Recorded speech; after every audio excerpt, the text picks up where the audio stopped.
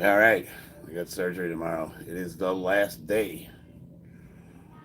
I'm burning through some nervous energy, people. So I figured I would do. Oh, I don't know. Just talk to you guys. I haven't done my stretching routine in over a week, and the problem with that is when you get to be 50 years old, it's use it or lose it. So my arm, even though the bicep is detached and I can't do a lot with it, there's no reason why I can't work the other half of my body. What's up, Liberty? Mikey, what's up? It's I have surgery in the morning. It's scheduled. I got a little nervous energy, so I wasn't gonna get online tonight. But the kids are all in the house with mom, and they're all painting figurines. And I thought about setting the stream up in there, but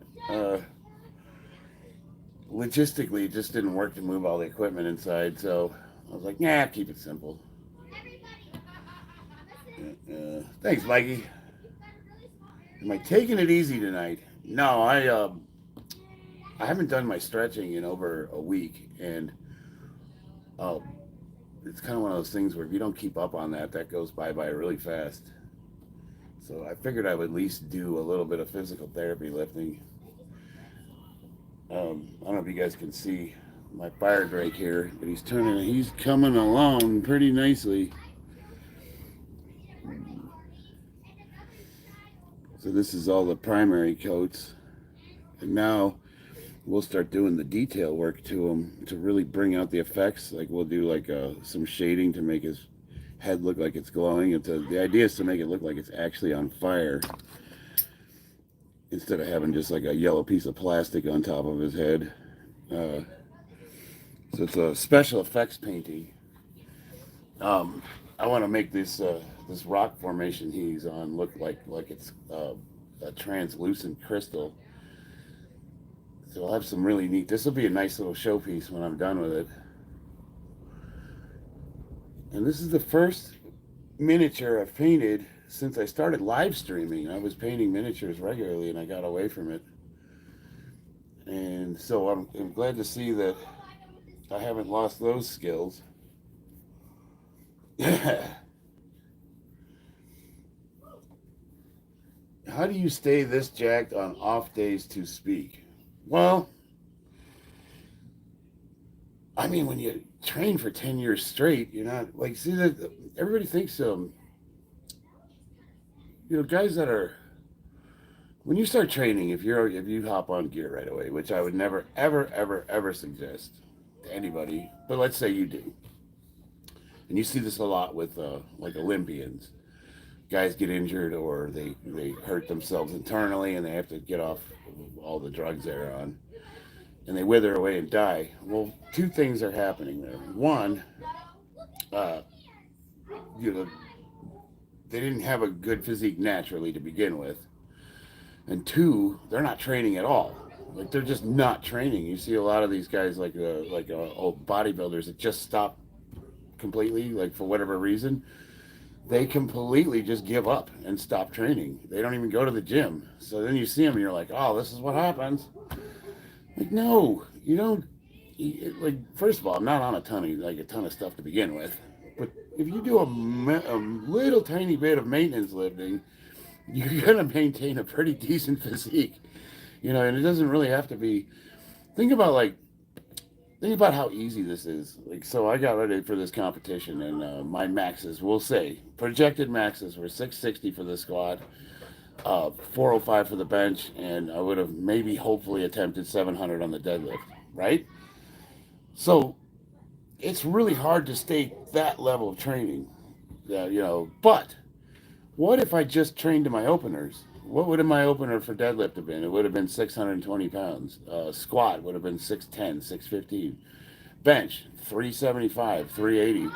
I could literally train every week up to those numbers and not even hit 80%. Like, I wouldn't even have to really take rest days. So that's like a minimum amount of maintenance lifting. You're still going heavy.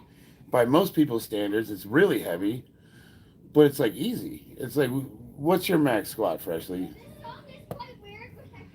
Like, it doesn't have to be a huge number either. Because say your max squat's 315, you're grinding out, and you get 3 plates. Well, you probably hit, I don't know, 275 for 5 reps, right? That's pretty easy. And so if you worked up to 275 for 5 reps and that was all you did, you're not going to lose a ton of strength. You're not going to lose your physique, and you're not going to really hammer your body that hard. What I mean, numbers are arbitrary. I'm just picking numbers out of my ass. And that's not to say heavy is relative. If you think about it, uh, if all you could do is squat 135 pounds, if that's your max squat, then that's your max effort. Maybe that looks like squatting with a kettlebell or something. I mean, most people are going to progress to the point, where you could at least squat your body weight within a couple of months if you do any kind of serious training. Oh, what's up, buddy? Beatdown? Yeah, surgery scheduled. I've been all cleared. I got the pre-op done. I have to be at the hospital at 9 o'clock. I told the doctor I didn't want any opiates, but they seem to be insistent that I'm going to require a couple days worth at least. And I told my wife, I said, I don't think I need them. And she looked at me like I was on crack. She's like, you're gonna need them. And so, me being a recovering drug addict, that's not something I take lightly. So I contacted my VA head doctor. Even though I've been sober a long time, I'm still in the program. I still see him once a month, just to, it's kind of one of those things where if it ain't broken, don't fix it. And if you're doing things that are helping you to be successful, do you necessarily need to do it? Like, if you've been sober 20 years, do you need to go to AA meetings? Probably not. But if you got a good cake mix, don't change the formula. Just keep doing what, who's to say? And then the the flip side to that is, if you have been sober a long time, maybe you don't need to go to meetings, but you could probably help somebody that's just walked through the door, who probably is scared out of his mind and doesn't know how he's going to put his life together. And he's looking at you going, wow, you have a job and a family, and you used to be homeless? Yeah, I'm going through exactly what you went through. And that's kind of cool. So it's sort of like a pay it back kind of thing. But the point is like, I already contacted him and let him know that I'm getting surgery. And I said, what should I do? And he told me, as long as you take the drugs as prescribed, as needed, and you're honest with yourself, there's no harm, no foul. Oh, freshly wild. Thank you, brother. I appreciate that. So I don't know. I'm just like fidgety. Does that make sense? Like I just couldn't sit there anymore. I was like, I gotta do something. I gotta get online. I don't know if I was gonna finish painting this guy. This is usually the part where I start over painting and I screw him up. Like, right now he looks good, but he's not perfect. And I'm like, ooh, I'll touch that up, and it'll be too much, and then I'll paint over it. I'm like, God damn it! I should have just left it alone. But I still have to do the highlights. I have to bring the golds out and the greens, and because right now, I don't know if you can see him, he doesn't look like a salamander yet. Like, you couldn't look at him and say, oh yeah, that's a fire drake. All he is copper colored. So I need to I paint him with a dark metallic, and then I highlight paint with like a really bright gold color, and then it really brings it out. It makes it look a lot more realistic.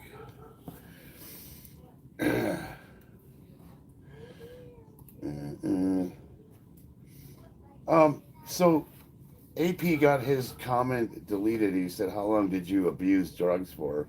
I'm actually okay with that question. I got out of the service late 2003. I lived in the beach in Oceanside I had like $35,000, which at the time I thought was a lot of money. I really did, man. I was like, but I was actually making okay money. I was making $25 an hour. When you get out of the service, if you're making $25 an hour in 2003, that's actually pretty decent wages. I was doing computer networking. I was a Microsoft certified system engineer, and I got that certificate while I was rehabbing in the it wasn't the VA yet. It was the Naval Hospital. So while I was getting ready to EAS, they started taking courses and getting certs. So as soon as I got out of the military, I got a really good job doing like small networks for like law firms and things like that. And I was making pretty good money. But my next door neighbor was a coke dealer. And this is the screwed up thing. So I was probably an alcoholic, but I didn't know I was a drug addict. Back in the day, during the opiate crisis, you could just, like, if you got your teeth pulled or you got an injury, that they would literally give you a bottle of Percocets, 60 days worth, a big ass bottle of pills, and say, don't drink with these. So what does every Marine do?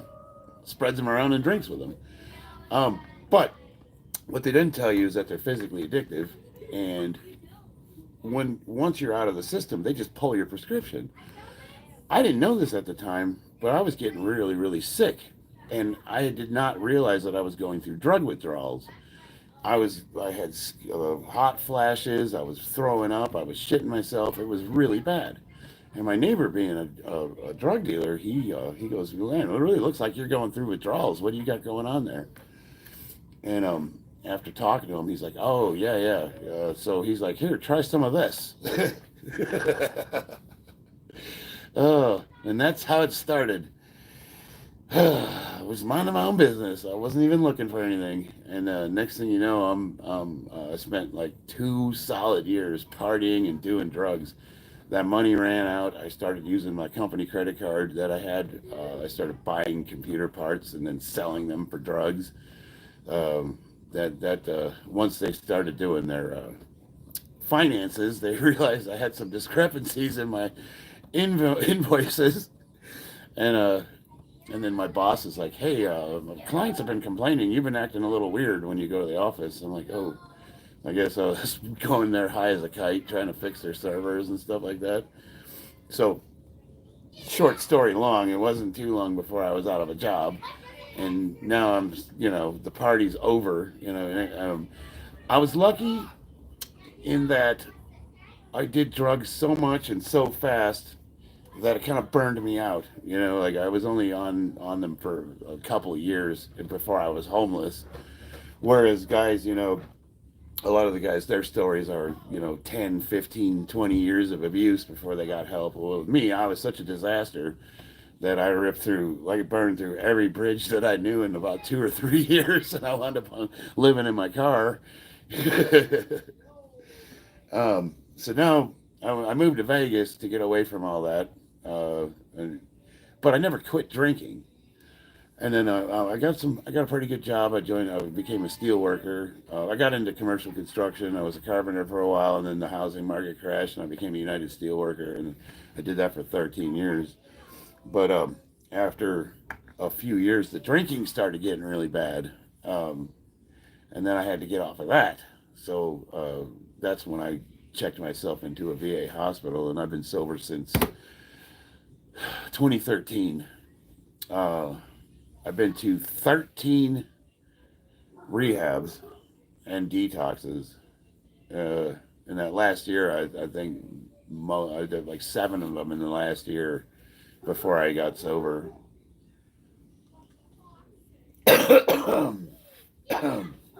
Now I don't dude, I buy my wife booze. We go out partying. We go to karaoke. It's all good. I have no desire for drugs or anything, like mind altering drugs. There's an argument to say that people are like, what about PED use? Doesn't that count? I mean, well, nobody ever got laid off for being. Well, that's not true. Actually, I know some guys that were taking trenbolone, and they one of them hit his wife, and he went to jail for 5 years. Another one, there's some tragic stories with steroid abuse, but for the most part, if you're doing HRT amounts, you're probably not going to get. It's pretty socially acceptable. Let's see. Get a job.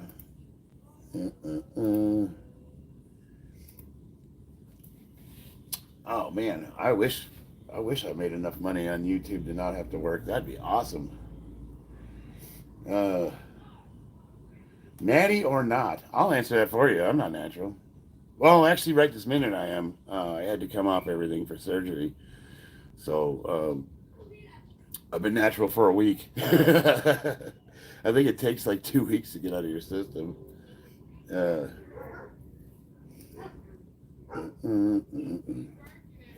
you know what's funny? Like he was joking around saying get a job. I actually work 2 jobs. I work for Southwest Steel. I'm the Las Vegas regional safety manager, but I'm also a 1099 contract safety for MGM. So on my off hours, I'll swing by and I'll do like walkthroughs of their construction site and I'll write them up reports. And they'll pay me like 4 hours for a walkthrough. I'll make like an extra 1,200-1,300 bucks a week just doing part-time work. So technically, I have 2 jobs.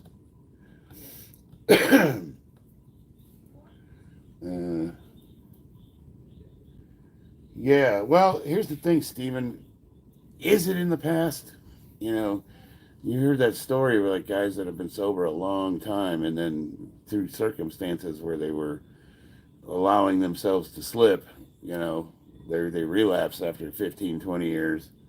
And I don't have the desire to do that, but you know, who's to say what the catalyst for that could be? And that's why, like, you know, when I get these surgeries done and they have to prescribe you like, you know, really potent opiates, it's like, you know, that scares me. So if I don't have to take them, I won't. But even my doctor says that I'm probably gonna at least need to do it for a day or two. Here's what they don't tell you about opiates. Uh, After like, I forgot what the amount of time is, but after a certain amount of time, they don't work anymore. You just become addicted to them. You get better results from over-the-counter medicines like Motrin and acetaminophen. uh,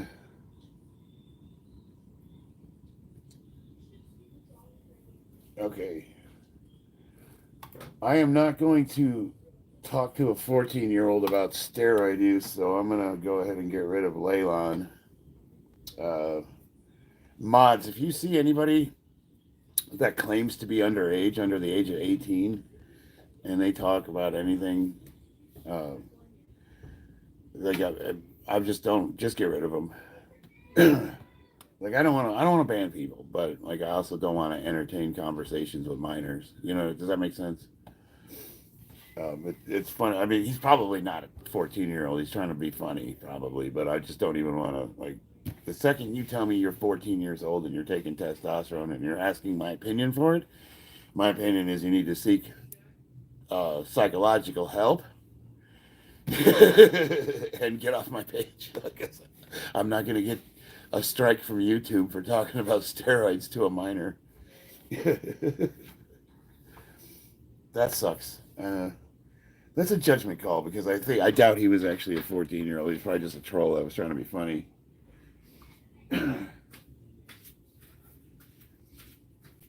But it's not worth the risk. I don't know how many times I have to say this. I do not advocate the use of steroids. We had some window guys come to the house today. They quoted me $65,000 to do my windows, my roof, and solar panels, all in one shot. And the guy was a natural power lifter. And I start talking to him, and he goes, "Well, I take testosterone." And he's like in his late 20s. And I go, "Well, that's not natural." He goes, "Well, it's just HRT." And I go, "It doesn't matter." Like, I mean, I don't have a problem with it, obviously, but like, natural is natural. And then he started asking me, like, "Well, what should I take?" And I go, "Nothing." Like, you're fucking 29 years old, and he's huge. He's a big dude. Like, what else? What are you trying to accomplish? He goes, "I want to get numbers like yours." I go, "Train." Why, dude? I trained for 10 years.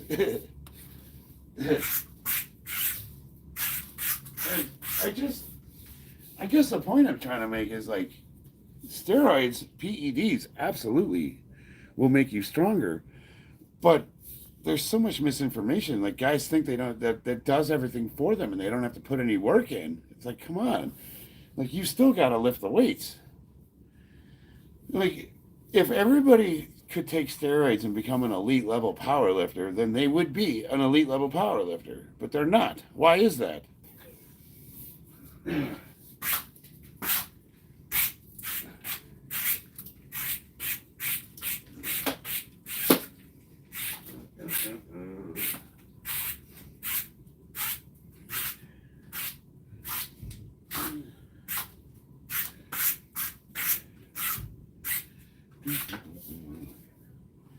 I don't know. I just feel like I also don't want to be the guy to say that. Like, I don't judge anybody either. Like, if that's something you really want to do, I want people to have good information. I just don't feel like I should be the voice for that, the advocate for it. No, I'm not. I'm as natural as a Nature Valley granola bar. Uh, I'm going to, Undisputed Carl, I'm going to disagree with you. You really don't have to eat right. If you make your macros and you make your macros eating junk food, you could still get jacked. Um, Steroids cover up a lot. They cover up bad sleep. They cover up crappy diet. They cover up high stress. They cover up poor training. But they only do so until things start failing, and then it's catastrophic. Like it all falls apart. Uh, so you can.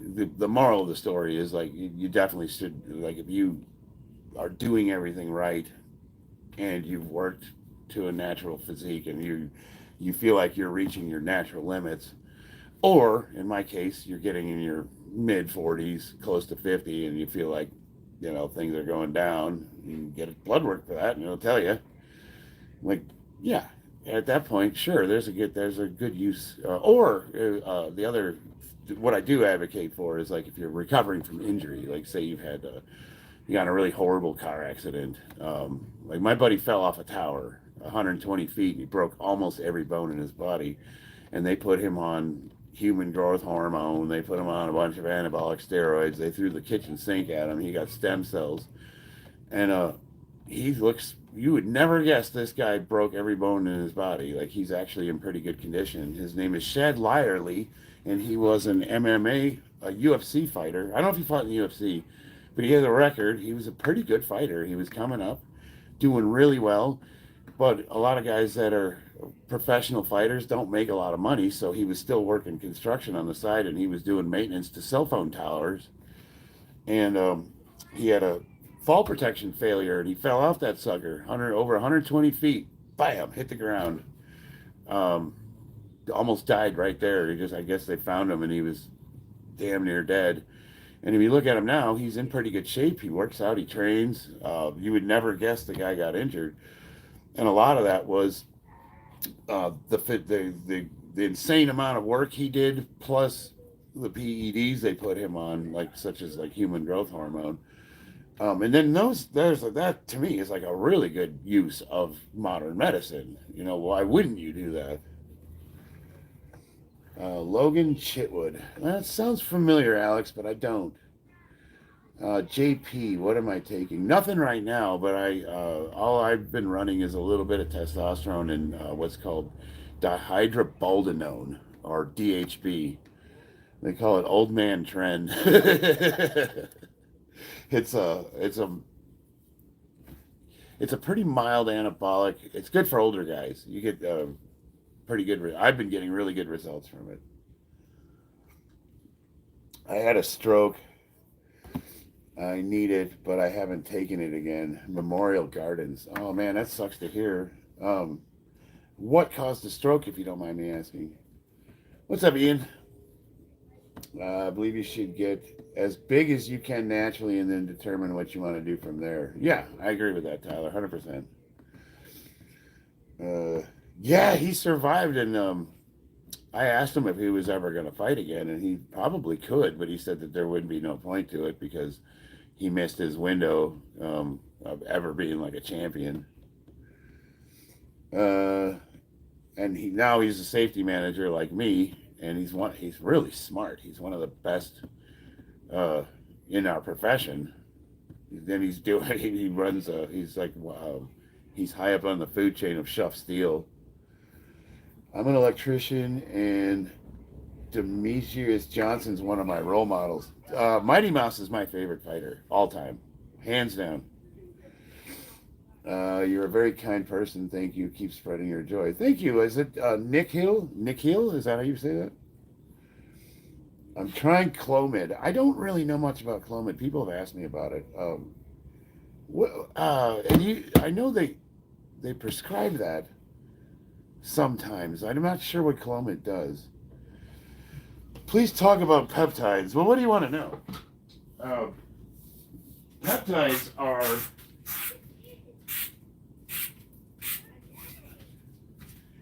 well. Let's get some definitions down first. So, my wife's a microbiologist. I'm a chemistry major. I was studying to be an engineer actually. I had about 30 credits to go to get my chemical engineering degree. Let's see. Peptides. So, let's start with this. That's what I thought. I was going to say they're short strings of amino acids. So, wow, ads. All right. So I'm using an ad blocker. Great.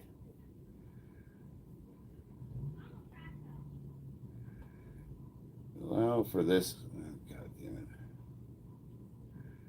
Pause on this site. All right. So, go away. I hate these websites where you want to click on something just to read a basic definition and how like 30 ads pop up. So, the reason why I wanted to bring up definitions is because peptides covers a variety of things. Now, peptide by definition is basically a branch of amino acids, and common ones that you can buy over the counter are like collagen peptides. If you take collagen protein, a lot of it, you lose a lot of bioavailability due to the digestive process. So anything you eat, your body's going to break down. So that's why you can't just one-to-one consume things. And peptides basically allow your body it gives it the building blocks it needs to create things. And as we get older, collagen's one of them. So I take collagen peptides. Is that why I still have a full head of hair? I doubt it, but I don't know. So I'm not going to stop taking them. But things like nails, elasticity in the skin, as we get older, that's an issue. So I take collagen peptides for that. Now, the peptides you're probably talking about, like BPC 157 and TB 500, those were used for racehorses, and they showed great promise for muscle damage and muscle, ligaments, and tendon repair, reducing inflammation, increased blood flow, and they do have some anabolic properties. They're not anabolic, but a lot of people that take TB 500 and BPC 157 anecdotally experienced acute strength gains, so it made them stronger and bigger. And so that in itself is probably the reason why it's banned for sports. They're not illegal. You can buy them. You can buy them over. You can order them online. They're not illegal to take. But there's not a lot of human research. So when you buy these things, they have to sell them as research compounds. Well, that should trigger a little bit of an exclamation point up here. What am I taking? Why are they illegal? Now, in this case, TB 500 and BPC 157, I've had many discussions with my doctors about them, and they all agree that they don't know why they don't include them in common therapy with musculoskeletal damage. And the main reason is because the FDA hasn't approved them yet. And you can argue, you could put on the tinfoil hat and say it's big pharma and they don't want to cure people. They just want to like peddle drugs. But at the same time, well, they could produce that. So why aren't they? I think what it comes down to is they don't have enough human data on it. They haven't done a lot of human clinical trials. But anecdotally, when I blew my shoulder out in 2022, I had a partial tear in my shoulder benching 425 pounds. And I was 2 or 3 weeks from competing at Worlds. Just like my bicep tear, I was done. Not going to compete. Damn it. So I loaded up on those two peptides for 2 weeks straight and just did some really light physical therapy lifting. And they worked well enough for me to get a 350-pound bench attempt. And on my third attempt, I did go for a heavier bench. My arm actually came out of the socket, and they have it on video. It was pretty gruesome. Luckily, I had awesome spotters, and they caught the weight right away, so I didn't further tear my shoulder. But the peptides got me good enough. I mean, my arm was black and blue. It was swollen. I took the peptides. 3 weeks later, I competed at Worlds and still managed to post a 350-pound bench. You tell me. Was it the peptides? I don't know. But now my wife's taking them for her surgery recovery. She had a labrum repair, and they also shaved a impingement off of her femur, and it's working great for her. I'm going to take them after I get my surgery. I haven't noticed any downsides to them.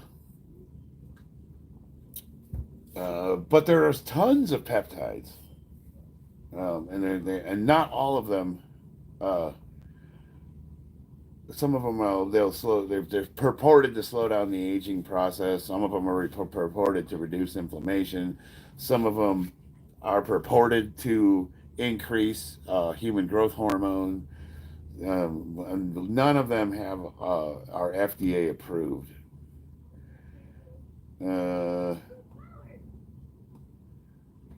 Anyway, I don't know. What else do you want to know? Let's see. So where can we see this video?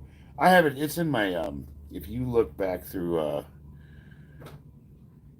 in my collection, IPL Worlds 2022, one of my bench attempts, you can see me blow my shoulder out. Animal use. Right, 100%. Yeah, right, Memorial. Stem cell. The stem cell is great. There's a couple different types of stem cell therapy, but the problem with stem cells is it's prohibitively expensive for most people, and you're good luck finding any kind of insurance that's going to cover that. So the cheapest I could find stem cell therapy is if we went down to Mexico. We could get it done for about $5,000 for both of us. The research you've done about PEDs is due to the guilt you feel for taking them. Oh, I feel no guilt whatsoever. Hell no, baby. I don't give a fuck what you guys think. It's like, here's the beauty of it. Like, at the end of the day, like, you guys project your shit on me. I'm not going to change anything I do. It's like, hey, take it or leave it. I do, everything I do is for my own reasons, and I want to get those national records. I want two things before I quit powerlifting. I want to get the national records in the USPA, and I want to get one best lifter, even if it's at a local meet. I just want to get one. I've come so close. 2 meets in a row. There's some little dude that had a higher dot score than me. He didn't lift nearly as much weight, but his weight to the amount he lifted to his body weight put him at a higher percentage. And it's like, God damn it, I placed second twice. That's like winning best in show. You know, it's like if you're a dog, you could be the best German Shepherd, or you could be the best poodle, but the best in show is the best overall dog. And I want to get one best lifter before I retire. No, you guys are the ones that have a moral hang up with steroids. I don't give a shit. I just want people to have good information. I don't want to see anybody harm themselves. And for the most part, Ernesto, you guys are so stupid.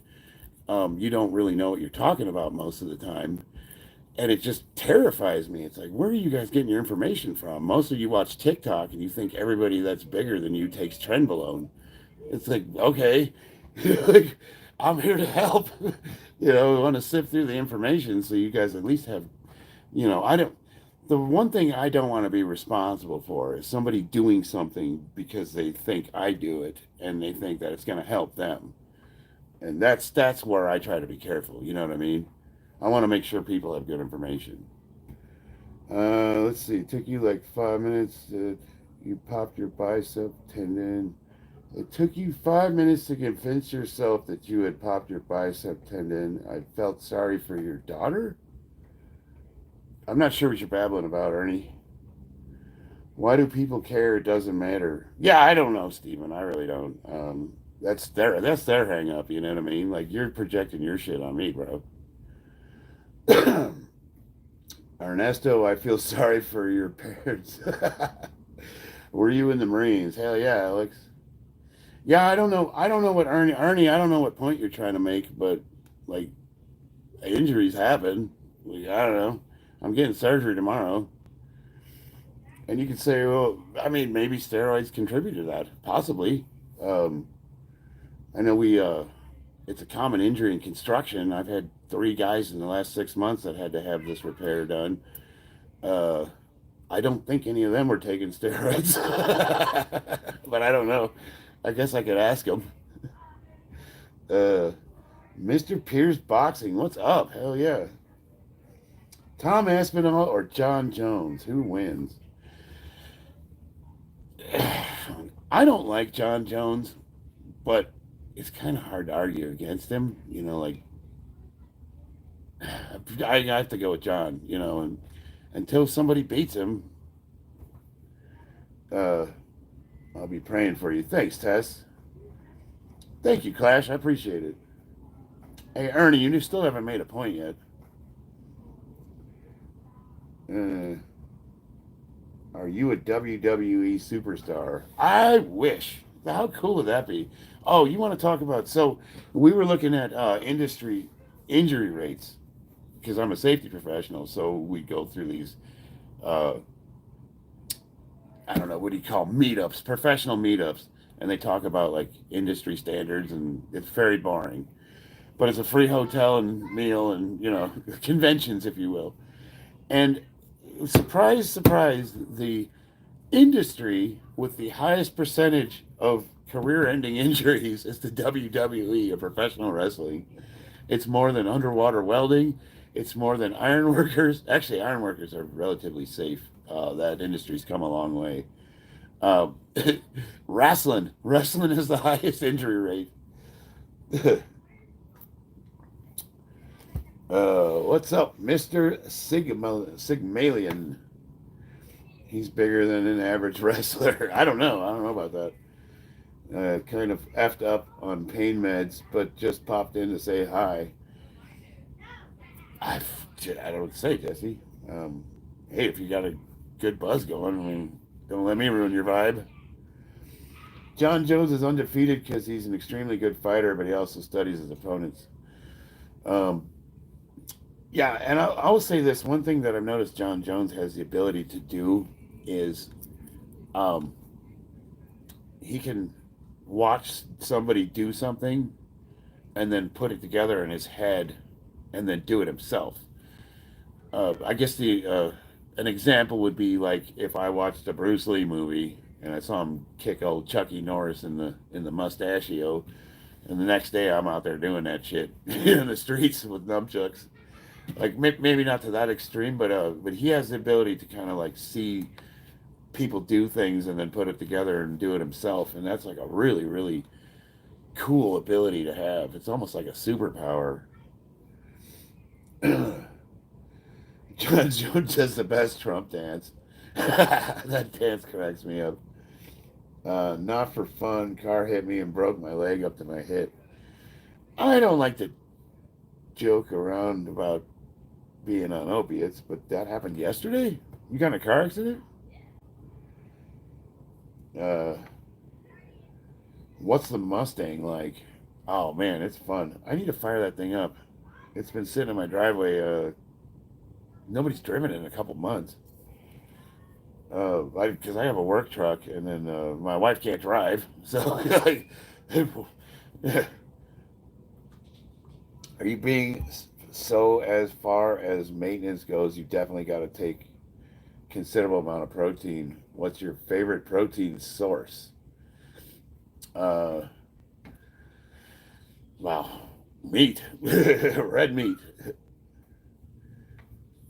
Dairy is superior. Well, he said favorite, not most effective.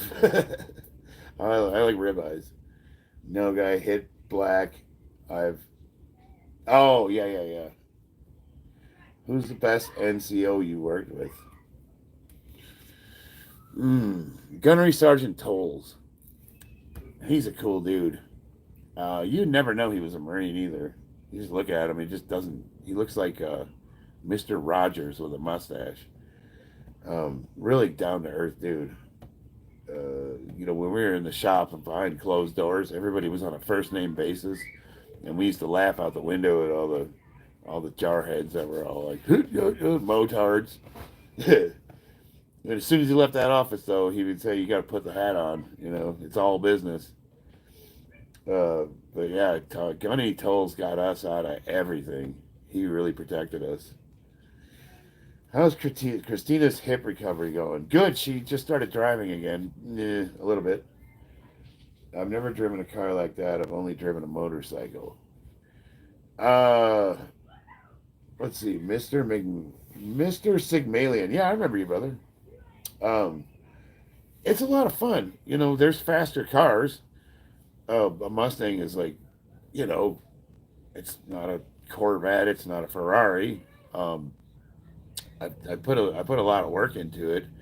So it handles pretty decently. It's got uh, 305s in the back, and I want to say 255s in the front. 255 45s, and then 305 40s in the back, and then it's we changed the rear end. I went with a 410 rear end, and it was undrivable. Like even just pulling out of like the driveway, it would chirp the tires, and you like couldn't keep the rubber. Like you would lose every race because the second you stomp on the gas, it would just burn rubber. And it's a lot of fun if you want to smoke up an intersection, but absolutely terrible. Shifting gears, the back end would break loose. And then of course on the freeway, it cuts your RPMs. So when you're doing 75 miles an hour, you're doing 4,000 RPMs, so you got no gas mileage. So I was going to put a Tremec 6-speed in it, have that second overdrive to try to mitigate. But then I thought, this is just too aggressive. It's not fun to drive. So we went with 373 gearing, and that was a good split. That's like you rev up to 3,000 RPMs to launch, and you mostly keep the rubber with those 305s in the back. It'll stay on the ground pretty good. Um, that being said, cars like a WRX STI or something that's all-wheel drive will smoke the shit out of it because they just launch. But I didn't buy it to win races. I bought it because I wanted a fun car to drive. And there's something about just dropping it into second when you're on the freeway or third gear and just lighting it up. It's a lot of fun. It's just a fun, stupid car. And it'll do 0 to 60 in about 4.5 seconds. And it'll do a quarter mile. I have my quarter mile times posted. It was either really high 12s or really low 13s. I don't know if I broke 12 or not. But for a naturally aspirated Mustang that's, right around 400 horsepower, it's pretty good quarter mile times. It's like there's drag cars at 10 seconds, 9-second cars. But this is pretty much a stock car. It's naturally aspirated. It doesn't have a supercharger. Yeah, you say you put 373s in yours too, Douglas? Yeah, so yeah. It's fun, right? It splits the difference. Uh, and I got the last year with a truck axle. Mine's an '09. It was the last year of that first generation with the 4.6 in it. You're going to start Muay Thai soon. Any tips? Do you have a gym? I was supposed to train tonight. I was going to go to the gym. I could still do technique days, but I got lazy and I just was like, yeah, I don't want to. Thank you, Memorial. You're going to try to take a nap. Stupid, spotty hospital Wi-Fi. You're in the hospital now, Jesse? Oh, shit. Man, I didn't realize it was that bad, brother. I'm sorry. Um, Hit me up on Instagram. Maybe I'll bug you tomorrow while I'm waiting in the hospital. I'll blow up your video chat or something. The base Tesla will smoke most race cars. Yeah, and absolutely, but that's not the point. Like, the Mustang's not fast at all, really, by any standards. It's just fun. As a matter of fact, if I wanted a faster Mustang, I would get an automatic. The automatics are timed awesome, especially the new ones. Um, but stick shift, like, why would you buy an automatic Mustang? That's retarded. There's just it's fun. I don't know. There's something fun about it. It's a good driving car. You know, you just want to get stupid with it, but it's manageable. You get the you got so you got the four valve 4.6. So that's the SVT heads on that thing. So four valves per cylinder. Um, how much extra horsepower naturally aspirated did that give your engine? Stick shift's just fun. We've always had sticks. Even my truck, like I had a Ford F-250 with a 7-liter diesel, and it was a clunk. It was a chugger. Like you weren't winning any races in that thing, and it was a stick shift. I just loved it. Um, plus, stick shift is theft control. When we first moved into this house, check this shit out.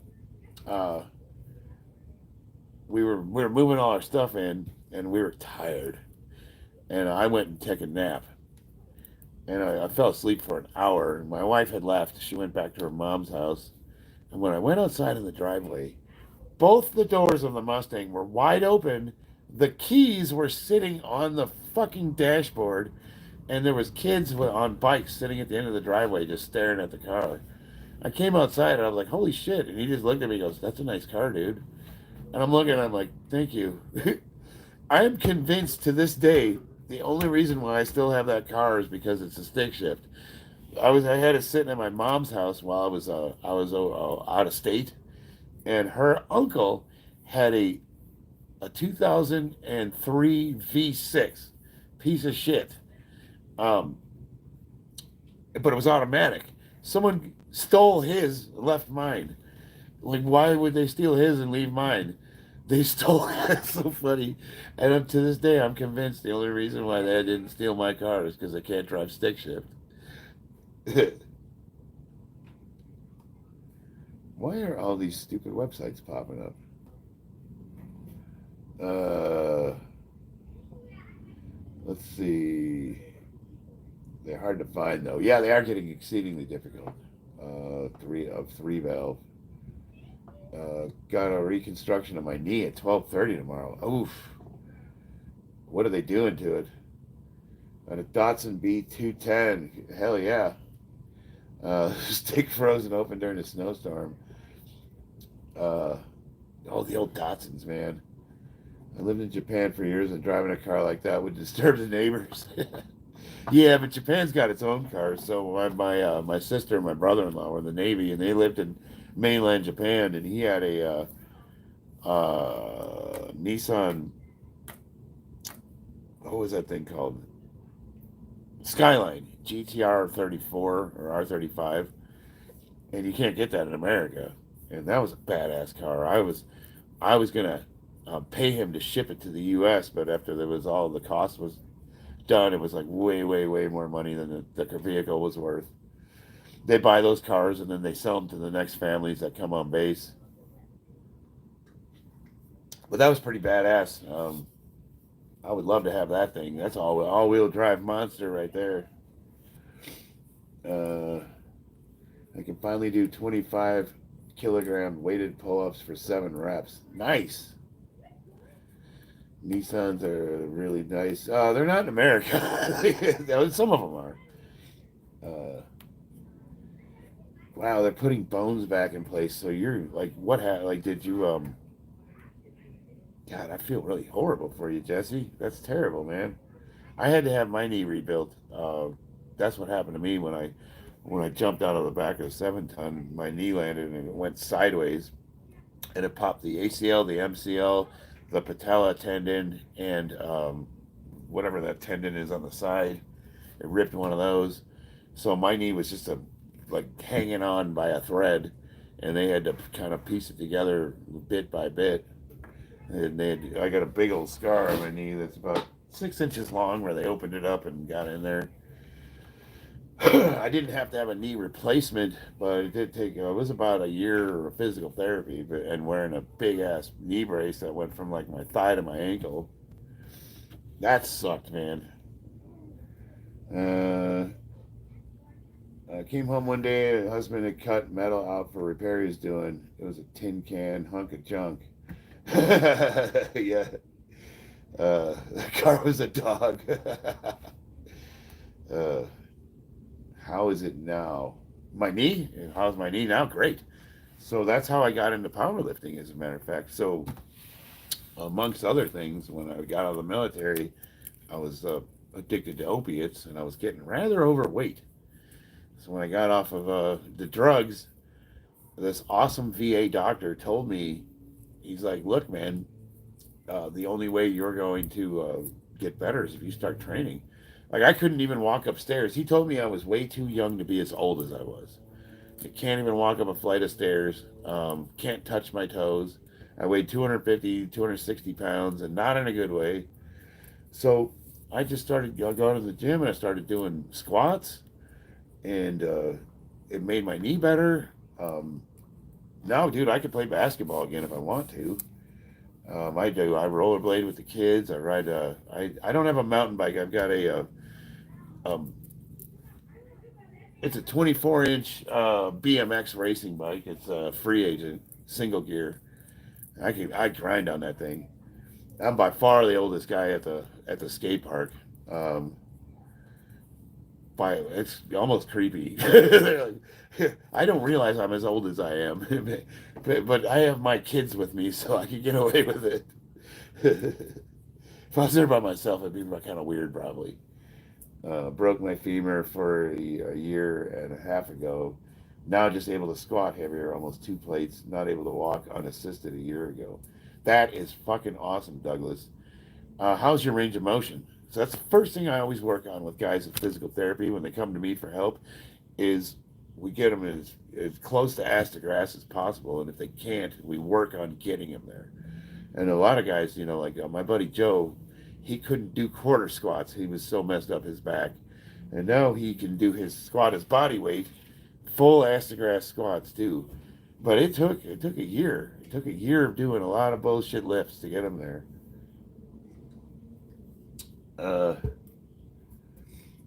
Your painting is beautiful. It's not. Let's see. I must perfection is what I love. Sometimes that's no. It's not weird. I'm the same way. So this is like. I still got to do all the detail work on him. This is all the base colors, and I'll start really bringing like the glow effects out, so he'll look like he's actually on fire. And then I'll bring out the colors of the gold on his armor, and so I got a little bit of work to do. But let's see, it is 9:45. I wanted to do. I'm going to be hemmed up for a little bit, so I wanted to do my stretching routine.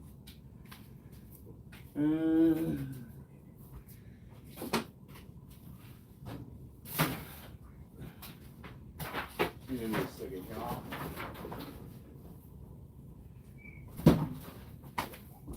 I'm just gonna throw my. I got these. These are Gym Reapers knee sleeves, $50.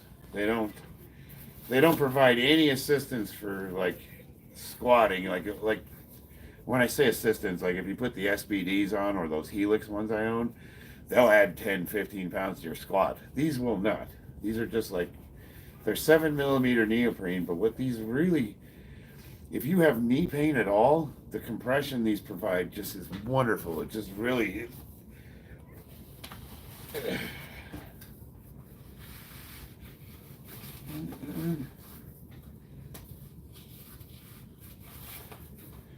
I also bought some Iron Rebel knee or elbow sleeves, and I'm gonna start training with those too. I've never used elbow sleeves in the past, but now I can kind of see the benefit of the USPA does not allow sleeves for bench pressing, but you can wear them when you're squatting and deadlifting. And I noticed like a lot of when you have a barbell on your back and it's super heavy, it locks your arms in, and it can really put a lot of torque on your elbows. So I'm going to start wearing those sleeves just to mitigate that. It was a sponsored show snowboarder. Oh, nice. I'm getting into so I just bought a board for my daughter. I got a board. My wife got her board, and we're getting them all ready. So that's going to be our goals. We're going to all go snowboarding as a family. Your uncle drove a Nissan Skyline. Did he have the sport version though? Did he have the R34 or the R35? I think his R32 was the first one. So it'd be like Subaru's got like the Impreza, right? And the Impreza's pretty cool. It's got the boxer engine, all-wheel drive, nice car. Then you got the Impreza WRX, and it's got 300 horsepower, and it's got the 6-speed. Well, the new ones probably have a higher, better gearbox. Now we're getting to like, all-wheel drive, launch control, 0 to 60, 6 seconds. And then you got the WRX STI, which is their 340 horsepower to 0 to 60 in like 4.5, like nifty, fun car. Well, the Skyline's the same way. You got the family version of the Skyline, which is like your 4-door, and then you got the sport version, which I think the R35 was the one that's comparable to like the Nissan GTR. But all of them are all-wheel drive, and they all had a decent amount of horsepower, and they all handled really well. So they probably would still be a fun car regardless. I sculpted a deranged Easter bunny in polyclay. That's awesome. I wish I could see it. The girls are all inside painting sculptures right now. They wanted me to join them, but the only problem is like for me to relocate everything inside, it's just too much. Do you like Audis? Yeah, Audis are awesome. I don't. The only thing I don't know about Audis is I heard maintenance horror stories. So if you can't afford to do the maintenance on an Audi, you shouldn't own one. But I don't know. I don't know. I could be wrong. I just know like a couple of my buddies drive their what's that SUV? Theirs are pretty badass. Want to hear you thoughts on my comment? You didn't see it. I get a lot. Let's see. You got to do jujitsu. What if fight goes to the ground?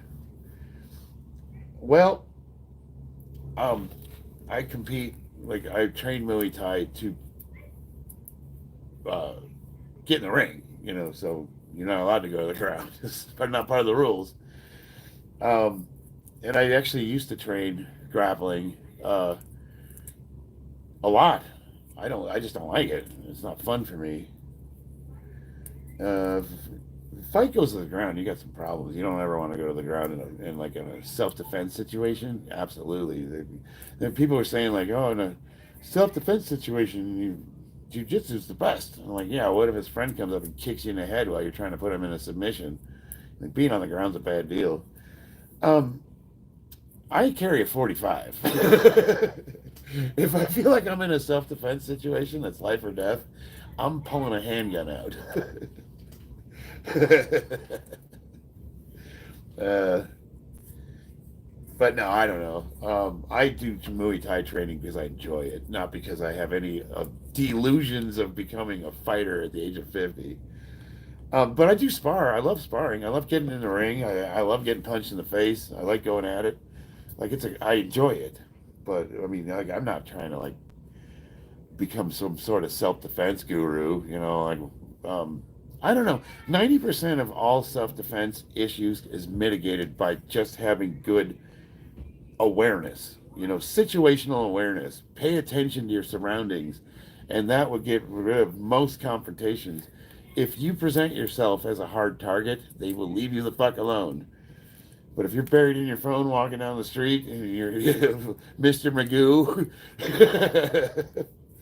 that's how you put yourself in situations. I think with punching and kicking, it's 50-50. Um, No, I never, ever, ever, ever, and even the Marines teach this. You never go to the ground intentionally, ever. If you're fighting, if you're legitimately fighting, it's a life and death situation. You have to think of it as life and death. Your first thought should be protect the people that you're with and get the fuck out of there. What's the quickest way to get away from them? You want to end the situation. You want to get away from the conflict. And being on your feet is going to facilitate that better than anything. If you can walk away, walk away. If you can run away, run away. If they corner you, I guarantee you a guy that's trained that puts one upside somebody's chin is going to be able to get a fuck away from somebody a lot faster than if you try to submit him. Now, where submission comes in handy is if you got to put your hands on somebody. Like when I was doing the last fight I got into, it was like years ago. Um, I didn't throw a punch at the guy. I just put him on the ground and then got on top of him and held him until the cops came. That's where it comes in handy. Well, I have that training. I did that for years. Like Mick Maps. Mick Maps has a ton of grappling and takedowns. I would say high school wrestling is probably the best. I would take high school. I would take American wrestling over jiu-jitsu if I had to choose between the two. But there again, and this is like a debate that, dude, you go online and you talk to people and they have this debate endlessly. And there's people that are like, no, you got to have good ground skills. No, you don't want to ever go to the ground. No, you want to get the fuck out of there. Yeah, I guess whatever you do, get some kind of training. Like everybody should be competent, be able to stand up for themselves, protect people that can't protect themselves, help in a situation in an emergency. And, a lot of it is like being able to maintain your composure and make decisions in an emergency, which is what I do for a living, like incident command, emergency response. Like those are the skills you want to cultivate. Um, I still have a black eye from St. Patty's Day. Yeah. But see, that's fun, though. That's jarheads being idiots in public. When you get two jarheads and they get in a bar fight, they're having fun. That's not a self defense situation. That's self offense. That's just jarheads being jackasses. Usually, what happens afterwards, if you survive the scrape, you wind up buying the guy a drink and you're best friends with him afterwards, right? No, I'm talking about the guy in the alley when you're walking home and, he's casing you and you're not paying attention. And next thing you know, you got someone running up to you with a knife tone. Well, I'm turning his forehead into a canoe if somebody pulls a knife on me and comes at me with it. Uh, but no, in that case, like I'm just gonna like probably use my brute strength and shove that motherfucker into a wall and then get the hell out of there. I'm looking for an exit.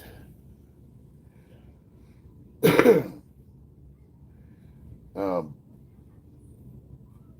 but just so you know, see, all the guys I train with tell me the same thing. They're like, "Hey, you got to take jujitsu." I'm like, "I don't want to." Like, well, all of us do. I'm like, yeah, great, good for you. Like, am I gonna see you on the next Ultimate Warrior?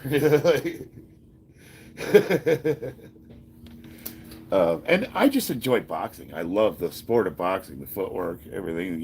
It's just but that's a sport. You're in a ring. You got gloves on. It's a controlled environment. I can't really.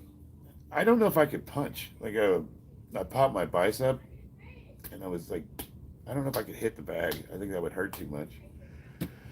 I get surgery tomorrow, but I thought I could still do some stretching and maybe kick the bag a little. The weekly cycle right now is nothing.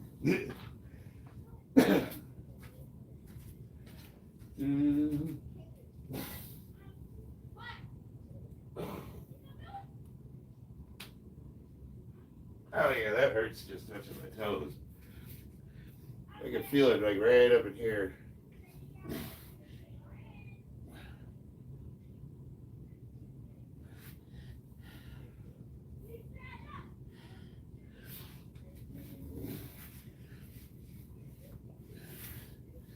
So who was it was saying they had what was the knee issues or was it ankle mobility? Um, a little trick for ankle mobility is you can take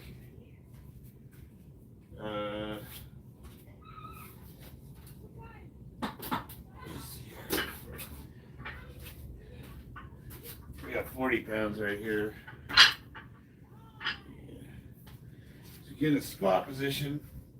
You can put weight on your knee and just press over. Try to keep your feet flat. And just let that sink 15-20 seconds. We'll switch to the other leg. We're just letting that weight sink us.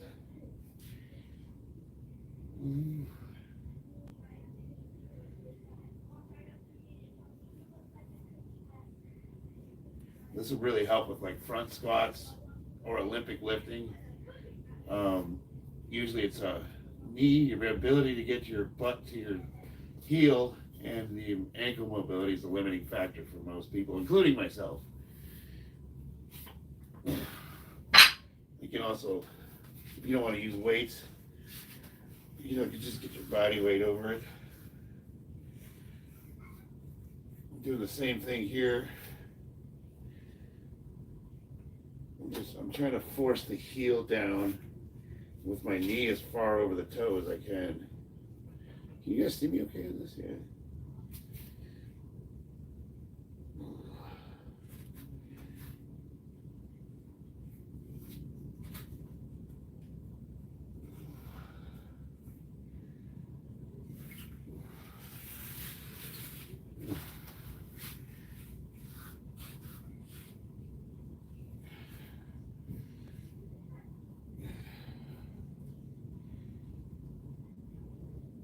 This is something I've been working on every day, almost, and I still can't touch my butt to my heel. I'm getting closer, though. I want to be able to close this gap.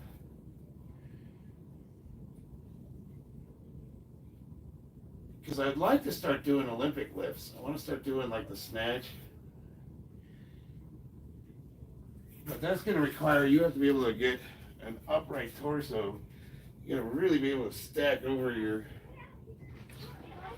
with weight on you. Don't mind me, I'm just getting noodles for the girls. What are you doing? Getting noodles for the girls. What flavor are you getting? Are you guys done painting? Yeah, I'm not. Are you not? You can bring if you want, you can bring what you were working on out here and show everybody. Okay. Oh, hey, what's up, babe?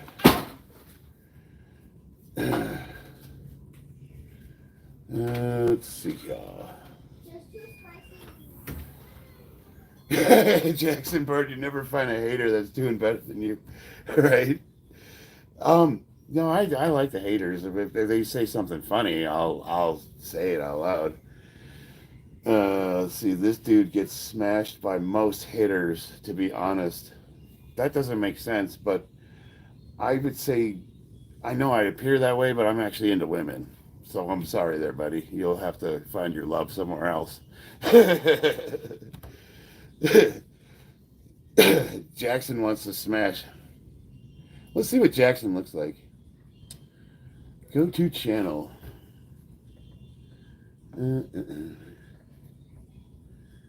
Jackson Boyd. Oh, wow. Is that really? This is the kid talking shit. Look at this little geek. How old are you, 12? I shit bigger than you, dude. I've literally taken dumps bigger than you, and you're talking shit about my fighting ability. I was a little constipated this morning, and when I turned around to look in the toilet, I saw a picture. It looked like Jackson. Oh, Lord have mercy. If it ain't your hip, that ain't a thing. No, Jackson, you're welcome here, buddy. I hope you stick around. You look like you're in pretty good shape for your age, and that's cool. I'm glad to see it, to be honest with you. What do you got there, kiddo? It's my little campfire. Oh, It might be still a little wet. Nice. Look at that. That's pretty bitchin'. Thanks. You know what you can do? You can take markers that are different colors and shade it. That's what I planned on doing, and I planned on dry brushing. Maybe a little That's maybe. awesome. And I guess just go over it a little bit. That's really cool. Yeah. Corey, this guy's funny. Plus one sub. I hope to see. Great. Everybody's coming Right. to show off their Well, masterpieces. You guys show those off. I am gonna run to the bathroom now, please. Okay, next up is Mila's masterpiece. It's a little house. Here, look. Here. Masterpiece. Next up is my other friend's masterpiece, which she doesn't want to name, I guess. It's an owl. So cute. And next is my friend Alina's masterpiece. It's actually really cute. Come on, girls, when you're done. And here's my mom's masterpiece. Oh no! And I guess goodbye.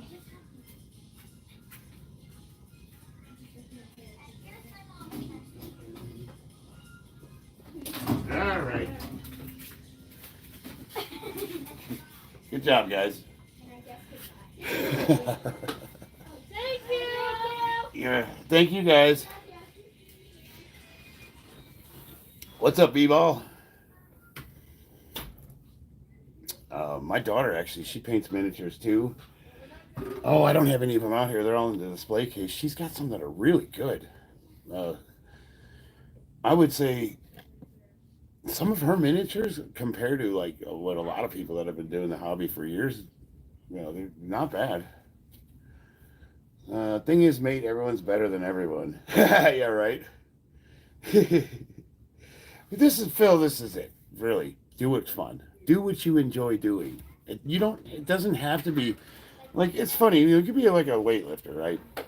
If you can deadlift 700 pounds, nobody's going to talk shit because most people can't do that.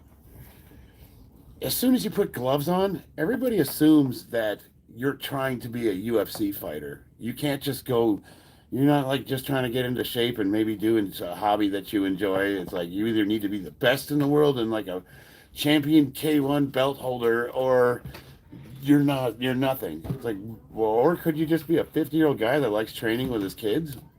Is that okay? Like, is that okay with you people? You know what I mean? Like, do I have... But what I will say is I do have a really mean left hook, and if you let me, I'm gonna fucking put you out with it. That's why I like people can talk shit, but nobody shows up on sparring day is all I'm saying. I broke the seal and let my kids come out here, and now they're just gonna.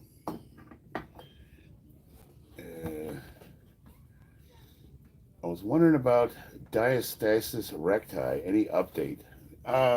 Yeah. So, I've gotten a fasting under control, so you can see the split right here. It's mostly cosmetic. So, it's your ab wall spreading out over time, and if you have this condition, you definitely want to train with a belt. But it's mostly cosmetic. It can cause some issues though, because you are increasing the volume of your core. It can cause digestive issues. It can cause a lot of things. So it's something you definitely want to keep an eye on. If you have this condition, go to your doctor and let them tell you what to do. But in my case, he told me that unless I'm willing to take 6 months off of lifting, because it is your core, so they're going to do a tummy tuck and sew that together. So in order for me to not have recidivism and have to do the surgery again, I would have to really make sure and keep it light. And we're talking like body weight only, stretching exercises, that kind of thing, for a few months. And I'm going to definitely lose a lot of size and strength in that time. And that's something I do plan on doing, because it's really bothered me. It bothers me that I have 11% body fat and my gut sticks out. People just automatically assume it's like organ growth from growth hormone, and I've never taken HGH in my life. I get a lot of stupid comments, and they get old. But I don't know. I'm not. And if you have it, definitely go see a doctor. But it is a cosmetic condition. It is not a hernia because the wall is still there. Otherwise, your guts would be sticking out. Um, and he told me basically wait till I'm done lifting and then get it done. Now would be a good time because I'm gonna, if I'm getting my bicep fixed. But the problem is like this isn't gonna take me out of the game that much. So I don't know. Mostly dietary changes have been. I've been controlling my bloating, so it's not as noticeable. I haven't been getting nearly as many comments as I used to. So I don't know. I don't know. I don't know if I'm going to get it fixed or not, or at least in the short term. It is definitely something I want to get taken care of though, because it gets a little old. Like so, like I'll be sitting there, right, and then like, this is me bloated, walking around like looking like I'm pregnant, and then this is like normal, and you can see the split. That's the ab wall separating.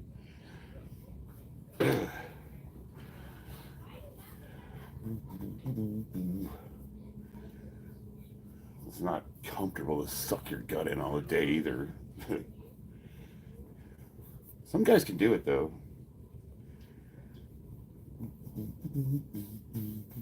I can't put my shirt back on.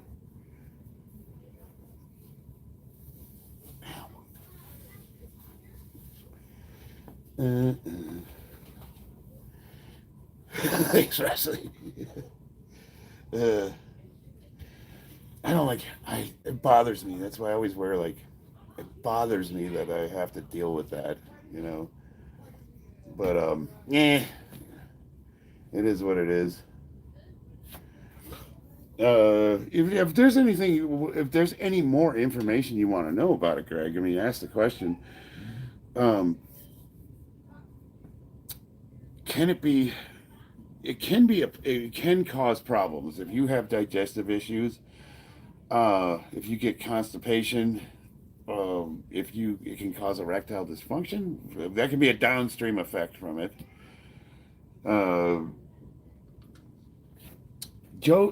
So like everybody says that Joe Rogan has HGH gut, right? Dude's fucking 60. Like, no, he's just got bloating. It's not uncommon for guys our age. Like, that's normal. He's just got, he probably has bloated. Dude, if I eat a cookie or a candy bar, I blow up like a puffer fish. I look like I'm in my third trimester.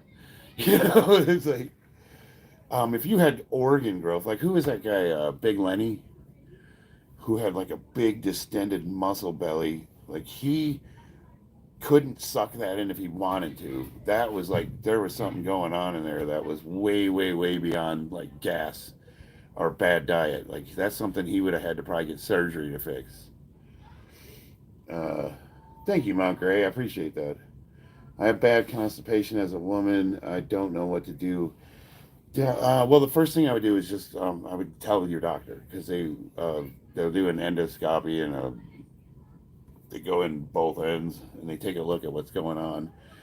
And then they're going to look at your diet and test you for allergies, things you might be allergic to, things the usual culprits. There's foods I need to stay away from that I just love. My weakness is ice cream. And I know as soon as I eat it, I'm like, oh my God, I want it so bad. But just might as well a little ice cream.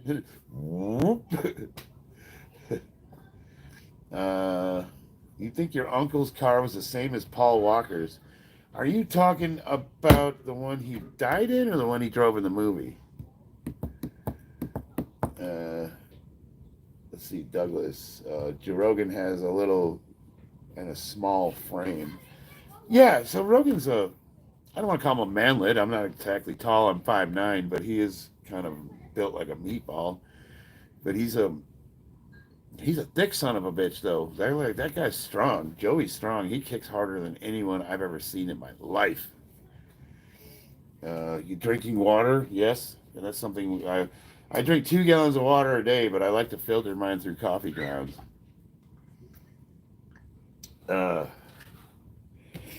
If Paul was a walker, he'd still be alive. Sit, Aunt. Sir, can I ask something? Absolutely. Ask anything. So we're going to start opening the hips here.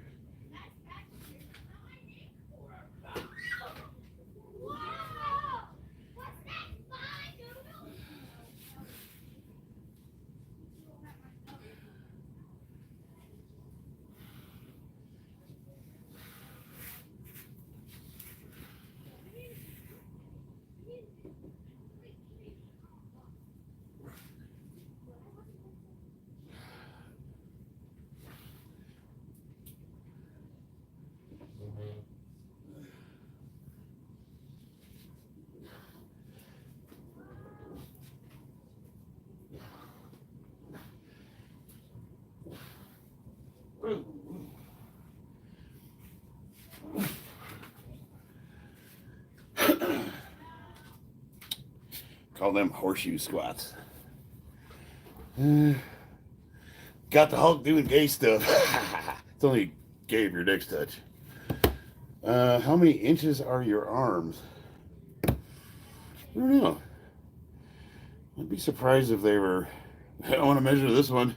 There's something wrong. I don't know, 19 maybe? Do I have something to measure with? I mean, I've got tape measures, but they're not really.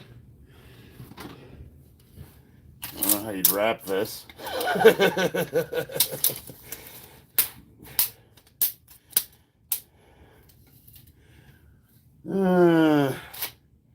I have no idea how big my arms are. If I had to guess, I would say probably 19 inches, but I don't know that for a fact. Let's see. What is your height? 5'9". Why don't you have ab muscles, sir? I have no idea. I have no muscles in my abs. I don't even know how I walked out here. I can't support myself. Like, you mean like these? Do those count as ab muscles? Or did you mean these? Which ones? Which ab muscles are we talking about?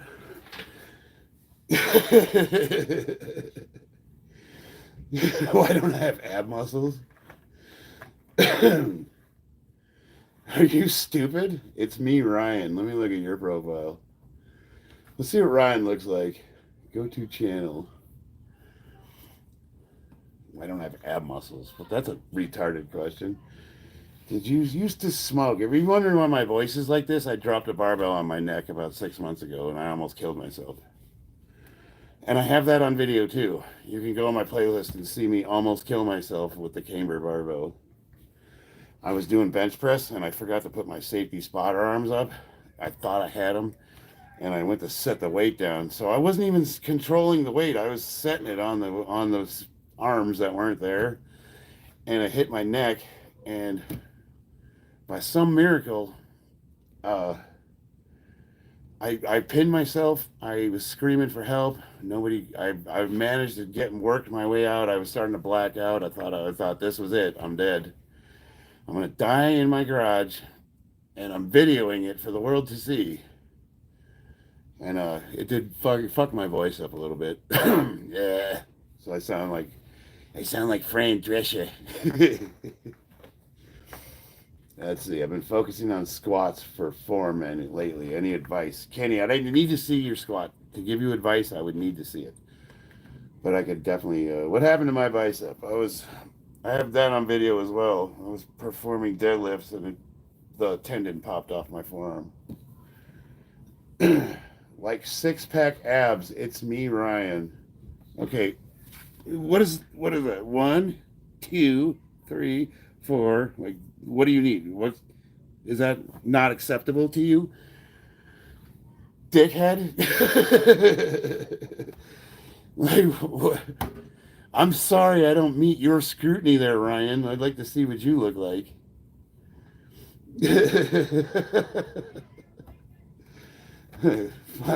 God damn. I think my uncle's car was the same one from the movies. Correct me if I'm wrong. That was a Toyota Supra? I've only measured one part of my body. Hell yeah, Steven. What are you getting surgery on? My bicep. They're going to repair that tomorrow. They're going to put the tendon. So I'll be in a cast. Sidan says I'm not replying to me. I didn't see your question.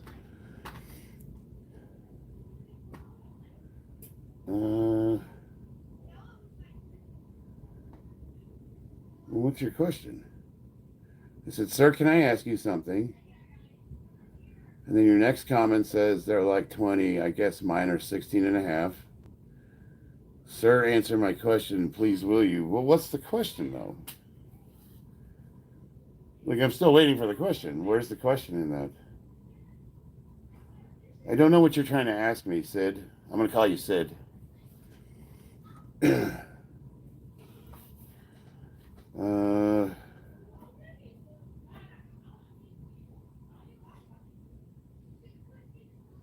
Let's see here. He says not to be disrespectful. Dude, like, I don't really care. Like, Ryan, it's cool. But that's fucking disrespectful to ask someone, why don't you have abs? It's like, that'd be like me saying, like, hey, what's wrong with your face? Wow. Yeah, or like, say you get a little, like, something on there, and I'm like, why is your face so fucked up? You know what I mean? Like, it's just, it's not that it's disrespectful the way you, because what it does is it implies, this guy doesn't have abs. It implies that I don't have them. And I'm like, I'm sorry, I'm not sitting here all sucked up for you. You know, like, what do you look like when you sit down? Are you like all, like, I doubt, first of all, what do you even look like? Do you have abs? Like, you're holding people to a standard you probably couldn't achieve if you wanted to. The nice thing to say would be like, hey, do you work abs out? It looks like you look like you're a little soft. And I'm like, oh no, check it out. I'll show you. Like, it's nice ways to phrase things. You know what I mean? Like, but either way, we're cool. I just started taking. Let's see. We knew who you are, a kid. So just keep kidding. So what's the question, Sid? Just started taking creatine today. Been working out for a year. It's time. I take creatine as well. I like to take this as a vasodilator. It says Volcano Force Vector. You can get them at the. It's got 5 grams of creatine monohydrate in it, amongst other things, but it's mostly like L-citrulline, vitamin V's, L-norvaline, L-glycine, mostly vasodilators, vitamin B3, which is niacin, gives you a good pump. Okay, it says you've sent your question 4 times, but I'm literally looking at it and I don't see it. Why, instead of commenting over and over again about me answering your question, why don't you ask the question again? It's the same amount of typing. Wait a minute, you went through all of that to ask me what your first steroid cycle should be? What is this world coming to? Kids these days. Can I ask, well, let me ask you a couple questions, Sid. How old are you? How long have you been working out? How long have you been training for? I asked him if I could inherit it one day. He'd tell me, hell no. You're talking about the car. Let's see here. Let's see. Well, no, Sid just asked me what a steroid cycle should be. I don't advocate the use of steroids. I have nothing against them, obviously. What did you do in the Marines? Lame. I was a 0844 Field Artillery Fire Direction Controlman. Big guns, 155 millimeter howitzers. Have gun will travel. Actually, it's have laptop will travel.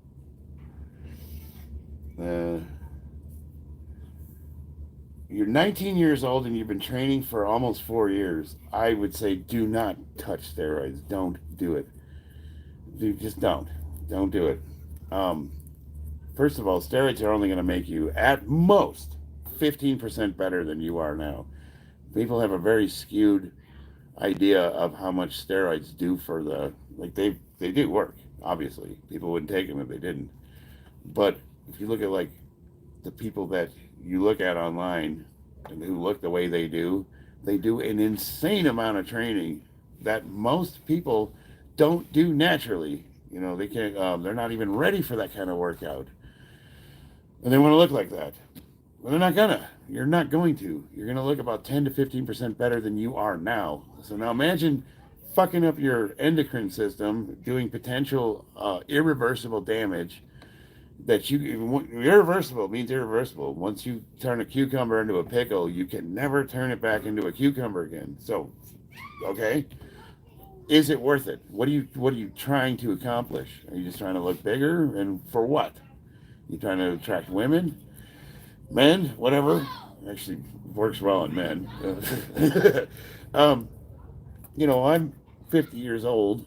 I am an elite level power lifter, and I'm training to break records. And I'm a little crazy, so I'm willing to take risks to do that. But even my risks are calculated ones. You know, I do a lot of, I go through great effort to make sure that I'm maintaining health markers because I want to be around for my kids. You know, I got my pre-surgery done, and he said that I was in the best shape he's seen of anybody in weeks. And, you know, we're talking like cardiovascular health, all that stuff. I got my blood work done. I got an EKG. I got x-rays of the chest, the whole 9 yards. And that's because of the risks that are associated with putting people under for surgery. So I'm doing really good, especially for a 50-year-old. But most people that go on steroids, they don't do the stuff I do. They don't go through a clinic. They don't see a doctor. They don't monitor their blood work. And they half the time have no idea what they're taking. And you wind up you start running into problems. It's just like at 19, are you kidding me? You're not even fully developed yet. You still are growing, and you want to fuck with your endocrine system? It could cause, like, worst case scenario, well, steroids will kill you, but I mean, you know, it could cause a sexual dysfunction. You know, you probably want to have, you know, it's guys want to work out because they want to get chicks, right? But then their junk doesn't work. It's like, how's that helpful? No, if you're 19, my advice to you is just train your ass off and get as strong as you can naturally. I can say the same to you, and I meant that with all respect. You're just a baby. Eat a Clark surface, lots of protein, and train hard. Yeah, absolutely, Stan.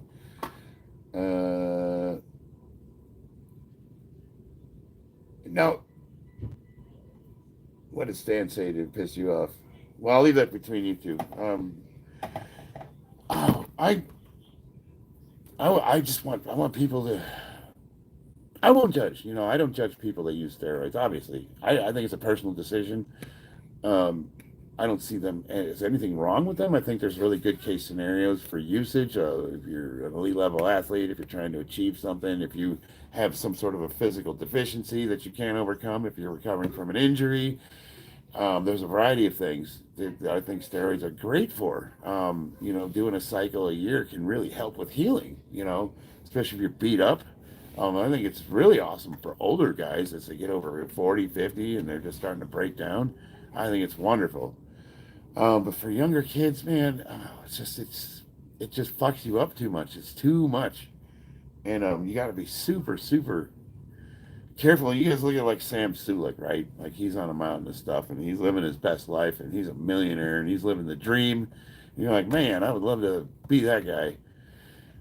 And I'm you know, I like Sam. I think he's awesome. You know, he is living his best life, but he's gonna pay the price eventually. You know, and you can only do that for so long. You know, I'm learning. You know, I look at me. I just popped my bicep. Like, if you told me that every time I train for competition, I'm going to shear a muscle off of my bone, I'm not going to do it anymore. You know, but I'm willing to bet that I can challenge my deficiencies to where I can lift with more longevity. But if I injure myself one or two more times, I'm done. I don't know.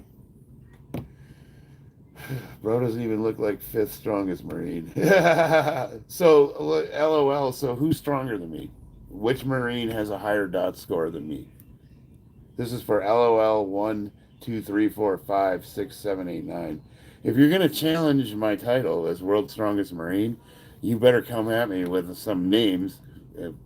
What powerlifting Marine has a higher score, is ranked higher than me right now? I'm waiting. Juice needs to be done responsibly. Well, yeah, basically. It's just like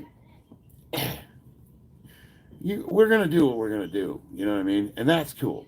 It's a free world. I mean, I want you to do. You know, I want you to live your best life. I can't be responsible for advocating something that I just think it's really investigate your motivations. Like, what is it I'm trying to accomplish and why? Like, why am I doing this? Is it because I have psychological issues? I probably have body dysmorphia, and I've done a lot of self work, and I work with doctors, and I've come a long way. I had crippling self esteem issues. There was a whole bunch of stuff going on up here that caused this to happen, and I'm largely okay with myself today, but there's days I look in the mirror and I still hate what I look at. I'm like, you piece of shit. My wife's like, she's like, you're narcissistic. You're always staring at yourself in the mirror. And if she could hear inside my head, she'd be like, damn, you're not very nice to yourself. uh,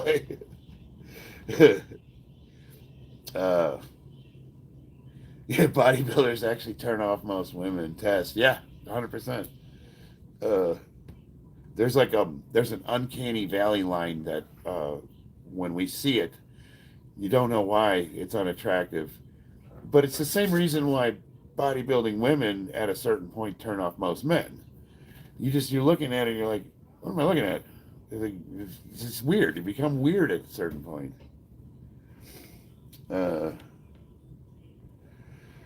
Yeah, well, and I think my whole point with the Sam Sulek thing is that at the end of the day, he's a genetic outlier. Like, there's people that are successful, but it's like there's such a small percentage, and what combination of what had to happen for him to have that success.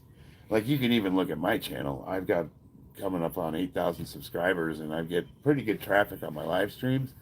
And if you asked me what I'm doing, I couldn't tell you. I have no idea why anyone bothers to listen to me. And maybe they find me entertaining. Maybe they're laughing at me instead of with me. I don't know. Maybe it's a freak show. But like, I couldn't tell another person how to reproduce even the little bit of success I'm having. I don't know. I have no idea. It's all like, I think it's a lot of luck. It's perseverance, a work ethic, and the ability. You go in every day. You're trying to improve. You're doing things differently. You're trying different things out. You're throwing everything at the wall to see what sticks. So there's that. There's the work that's involved to get to that point.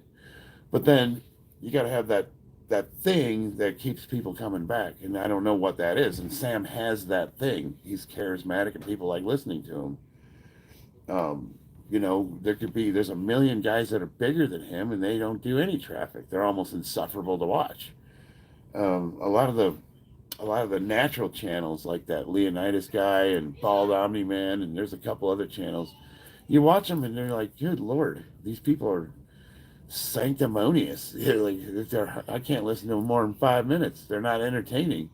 They're always so serious. They're not fun for me.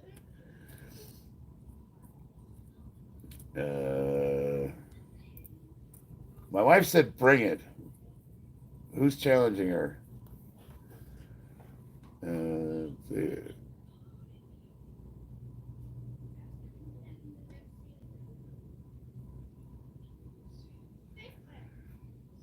My friend said you're bad. My friend said you're good. Are we having a side conversation? Comes off as insecure more than you think. Yeah, it is. And I think the only thing that I bring to the table is I'm just honest about it. You know what I mean? Chiquito, the earth is flat. Oh, Lord. I thought we were done with flat earthers. You guys are still around. I love flat earthers, especially the ones that really believe. They just crack me up. How do you know they were only? I was in artillery, and one of the things we calculate for, well, besides having GPS, Global Satellite Positioning System, that's a military thing. That's how it started. No, I figured you were joking, but it is funny when you do run into an actual flat earther, and they ask you like, "How do you know?" And like we calculate for rotation of the Earth. It's called the Coriolis effect when we're doing artillery. When you're shooting in defilade, which is high angle fire missions, you literally calculate for the rotation of the Earth because at like something like 20 miles at a certain altitude will throw your round off more than 20 meters, which is a lot. That's 60 feet. What's up, Ian? All right. 10:32.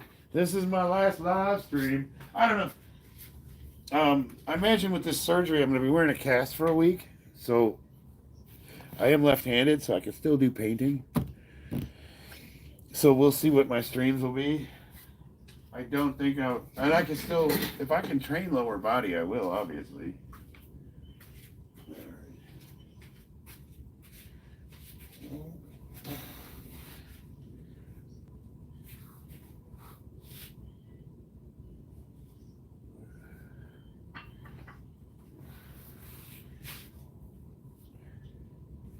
Hey, Christina, you feel up to coming out and doing stretching with me?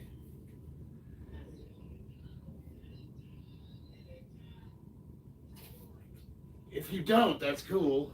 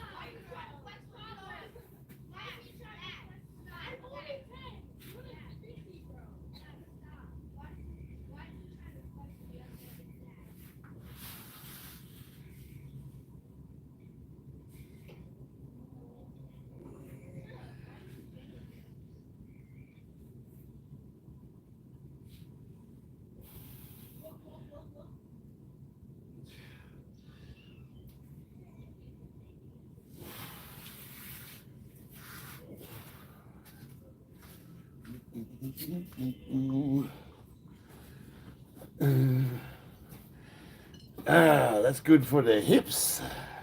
Yeah. She says yes, no, not like that. My hip won't take it. Yeah, I'm gonna do my stretching routine. I haven't done it in a week. I already tell I'm not as flexible. I've lost flexibility in just 7 days. That's what being 50 will do to you. They asked me like, "What's the difference between like I'm the strongest I've ever been in my life," but where you start paying the prices with the surgery recovery. And Christina just had hip surgery. Like, well, I was gonna do. I didn't know what stretches you could do, babe. I was gonna do some like real basic yoga stuff.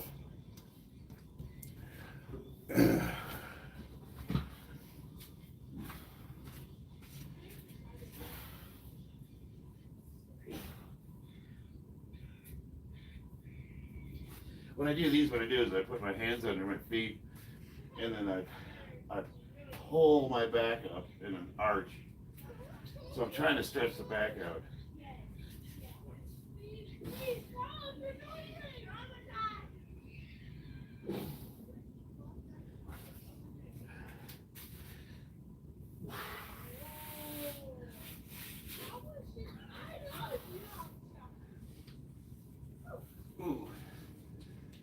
also don't know what my arm can tolerate.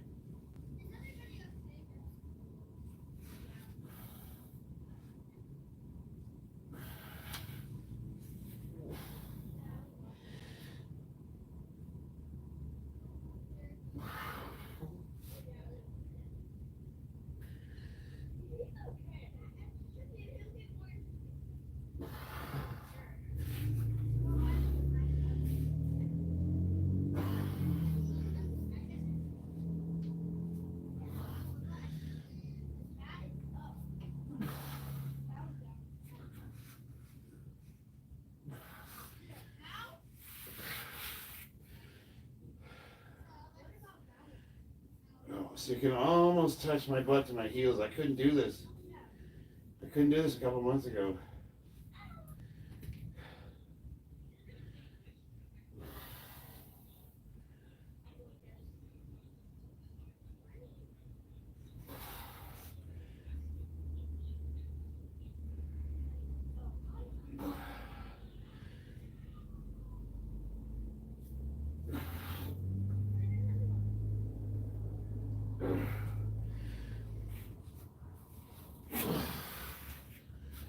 Ooh. I'm gonna do that one more time. See if I can get into the splits position. Just wait 60 to be telling. Doctor said no to yoga. What's up, Dolores? Let's see a kick if you feel up to it. Yeah, I'll get to that, Doug. I call you Doug. You mind if I call you Doug? We're getting there.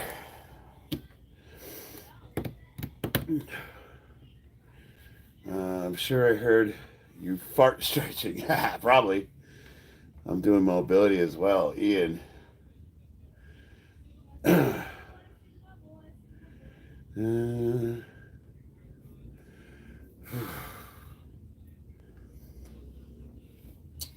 Dolores, I don't want to come up as a dick, but I feel I would be remiss if I didn't tell you my wife is in the chat. Her name's Christina, and I do appreciate the compliment, but I'm a married man. You know, I hate that. I don't like saying that because I feel like it's like I don't make a big deal out of nothing, but.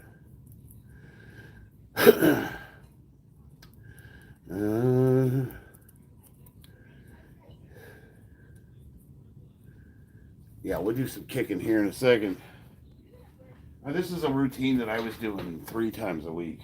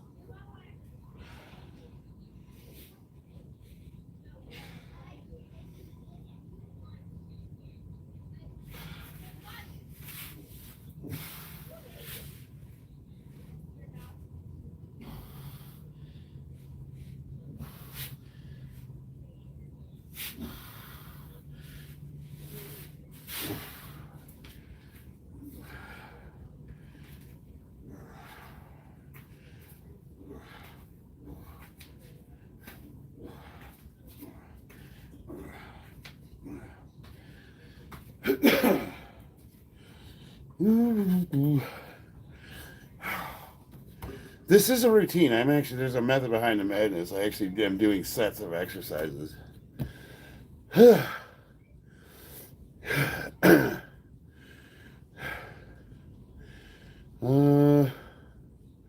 Damn, what'd I miss?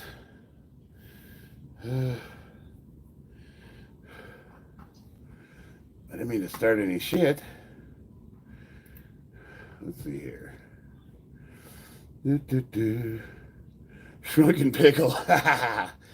And thoughts on MK677? Somebody asked me that. I missed that comment. Let's see here. Where did that go? Who? I missed the comment. Oh, shit. Where'd it go? So MK677, that's a SARM that causes the release of human growth hormone. Is that correct? Correct me if I'm wrong. I don't know a lot about SARMs because SARMs don't have a lot of clinical research. So I try to stay away from them. I have a lot of friends that take them and they swear by them and they have really good results. I myself don't use SARMs just because they don't have any long-term studies on them. So you don't really know what you're doing yourself. Whereas like PEDs, like a lot of the anabolics that are available, they have a lot of research on, so you at least know what you're taking.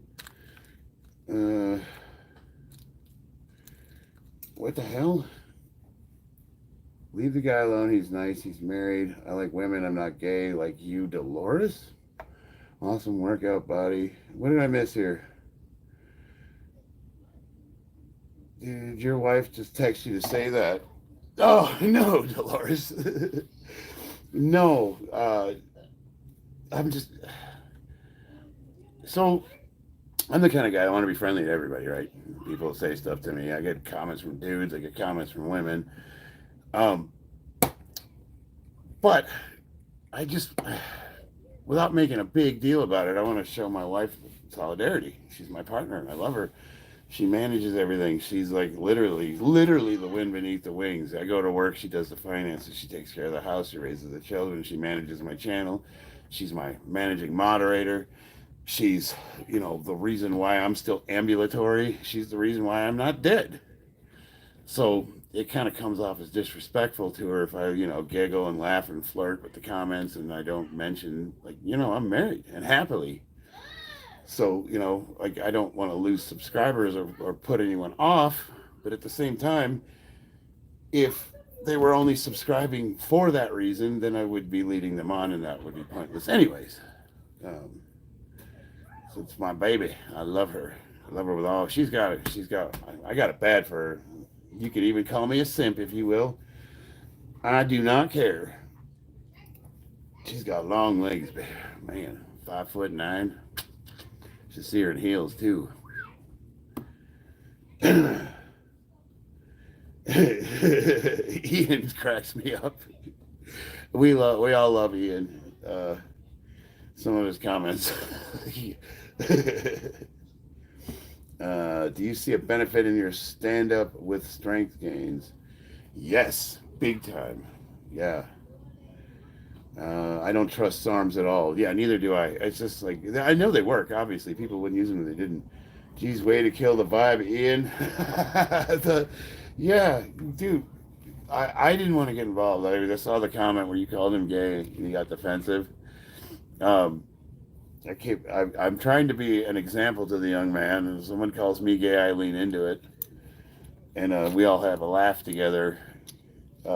He still does, hey, when I was 17, if somebody called me gay, I would get pretty bent out of shape about it too. What's my favorite beer? Honestly, I'm a simple man. On a cold day, a Corona with lime. Christina Boundaries, yep. 007 mugs. Thank you, I appreciate that. No, boundaries are important. It's like you kind of like, even with the way I joke around and allow people to make fun of me and banter back and forth, there's still lines that we can cross, which is why I have moderators. She's the one that said bring it. I like that. Strawberry cream. How many inches are your arms again? Uh, 19 maybe? I don't know. Hey, Christina, do we have a tape measure? Like one of those like cloth ones that you could wrap around someone's arm to measure them? I have no idea. I don't know. I have no idea how big my arms are. Have a Guinness. I would love to. I have not had an alcoholic beverage since 2013. Do you still drink? No. No, but that doesn't mean I don't remember. I honestly feel slower when I put muscle and weight on. Yes, 100%. So when I was doing sparring, I got up to 230 for getting ready for this powerlifting competition, and I could tell my legs felt like they were lead, and I could kick super hard, but like it just yeah, you feel like you've got weights on your ankles. So now I'm gonna thin down. I'm gonna lose about 10, 15 pounds maybe. I'll still be a 200. I'll still be a good weight. Uh, and I'll be way faster, way lighter on my knees. What do you think about using weed before a workout? I think it's fine. I don't mess with weed just because it's a mind-altering substance and I'm a sober guy. But I have nothing against it. I think it does a lot of good for a lot of people. And if you can smoke weed responsibly, I think that's a lot of powerlifters consider weed to be performance enhancing. It gets their head right. I don't know. Dude, I know lifters that take a shot of whiskey before they lift. I know a couple that use cocaine. I don't know if I recommend that. But anyone bulge at L5. So that's exactly so your L5 is exactly the area that I'm focusing on. I had 48 stitches across my L5 and a micro fracture, so like a broken back, technically, not fracture. And my sciatic nerve got pinched off, and I lost the use of my legs, so I couldn't walk. I had to learn to re-walk again. So now, for you specifically, I'm gonna do some stretches. This is for Joseph Marku. So, sciatic nerve pain. First thing we're going to do is whichever side your pain is on, we're going to put ourselves in this simple position. And I'm just going to reach across. I'm going to try to reach across with this, still with the opposite arm. And then we're going to open up. We want to roll on the hip. Roll it. So we can almost like this is turning. Just want to stretch that out. If you have to start out here, that's fine. Another simple one you can do, if you can't do that, you can put your heel across your leg and then pull your leg up. And that opens up the hips. Bam. That's a good one.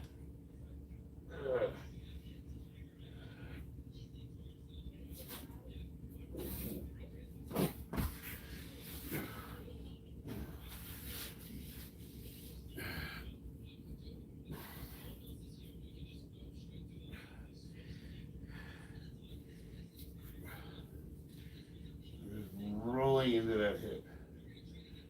So you got that L5, that nerve cluster comes up, runs underneath your glutes, through your hips, right along your femur, and then of course, sciatic nerve pain. So that's what we're doing, is we're opening the hips up. So what we're going to do is we want our legs at almost like a Nazi symbol, like a little 90 degrees. We're going to reach across, same thing.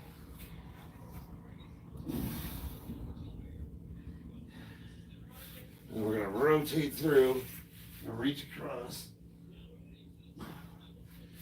Send it a little bit. You want to try to put as much torque on this as possible. So stretching through.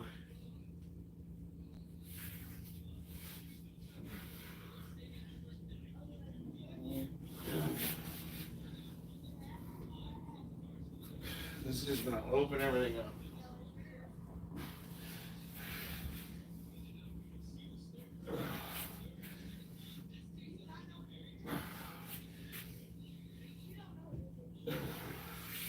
Now we're going to get ourselves into, open your hips as far as you can.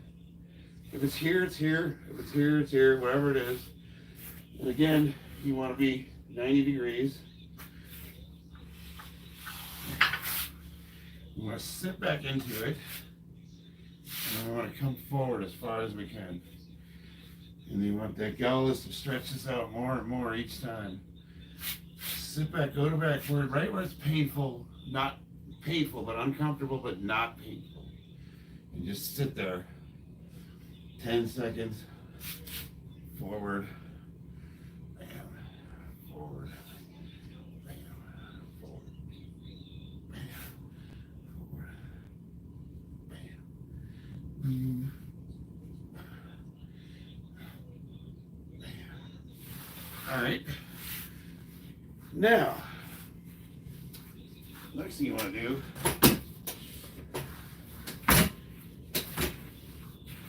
is going to get the affected side.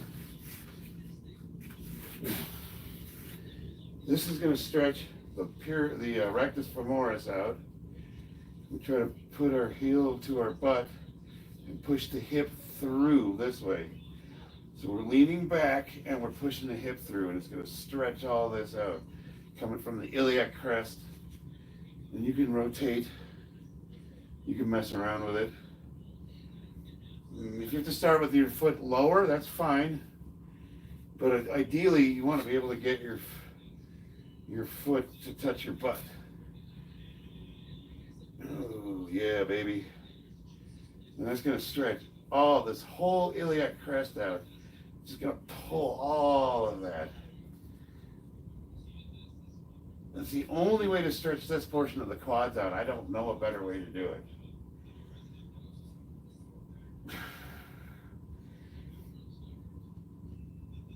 And of course, push the hip through, rotate it through. 4, 5, 6, 7, 8, 9, 10. Exhale and go a little deeper. 2, 3, 4, 8, 9, 10. Okay, now, always do both sides.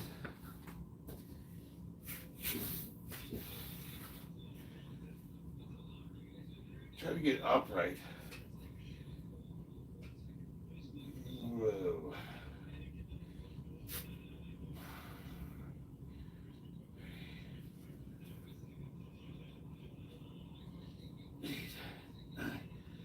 Ooh, baby. Again, this is for sciatic pain.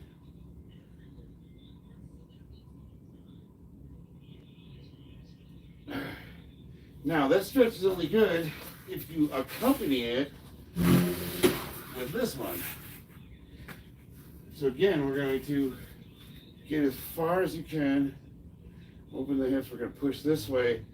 We take our elbow and we're going to push outwards. So we want to open that hip up.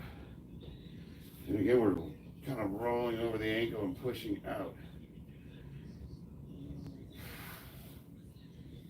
We're pushing through with the hips and out with the elbow. And you can even rotate through if you want. Really work that ball joint of your femur.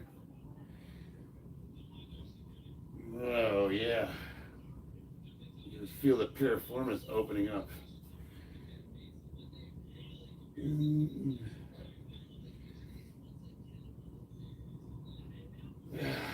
Switch sides.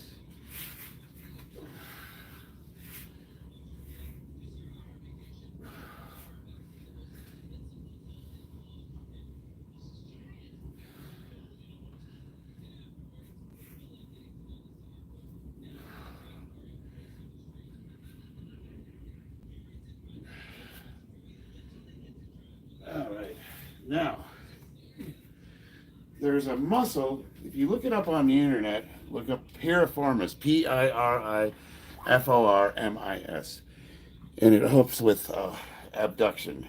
It's underneath your glutes, and it's one of the support muscles that can cut off the sciatic nerve. So now If you have a, where are you going, sweetheart? I need batteries. I'll go check out your What size do you need? It's okay. What size do you need? Huh? What size do you need? For the controller. I don't think I have any out here. Oh wait, I know. I don't know where my little band went. Let's see here.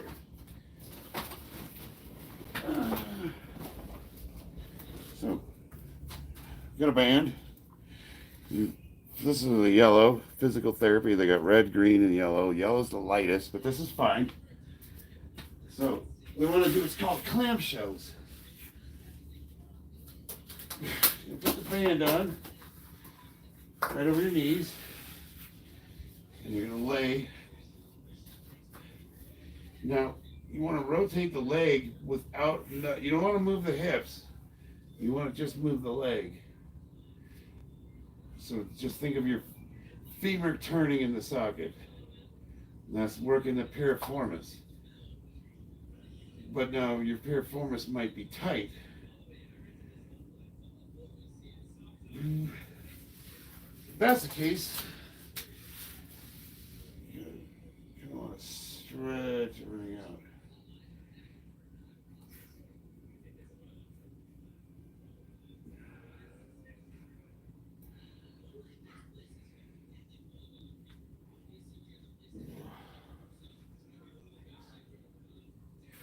You can just like kind of experiment with moving, rotating. You see my foot, how it's turning? I'm turning that ball joint in the socket, and you can experiment with seeing, well, does that relieve pain? Does it cause pressure? And try to really feel out where it is you think you're pinched off. And it could be the lower back. It could be starting from the lower back. But this will help diagnose that as well as work on those support muscles. This is particularly people that sit a long time, people that have had back injuries, and of course people that do like repetitive motion, like lifting. If you're squatting every day, you're gonna run into these problems. Let's see. I got some more for you guys.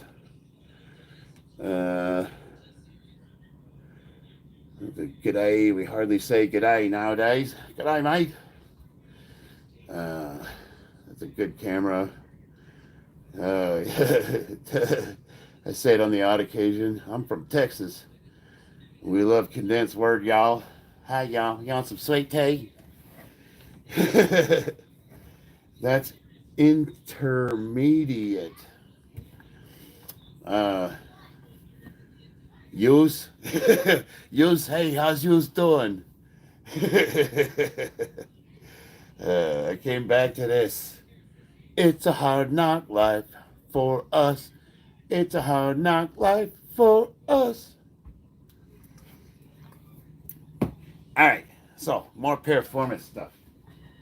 So what was I doing at the beginning of this video? The horseshoe squat. This needs to become a staple of your workout. This needs to be mandatory. So we want to get our feet as straight a line as possible. Most people can't balance, so they're not going to be perfectly straight. But you do want to get them as straight as possible. And you can start somewhere that's comfortable. That's fine. And really, what we're doing is we're opening up the hips. Bam. That's one rep. But now the body wants to hunch over. So to keep you upright, you can hold a weight, which just keeps you upright.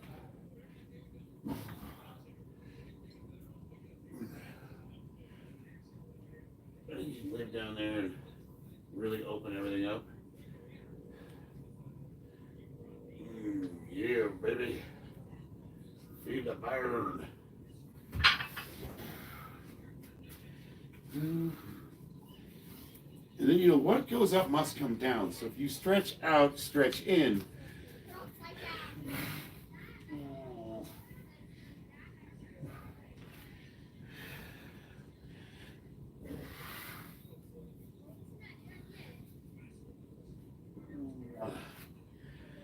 You can do like, well,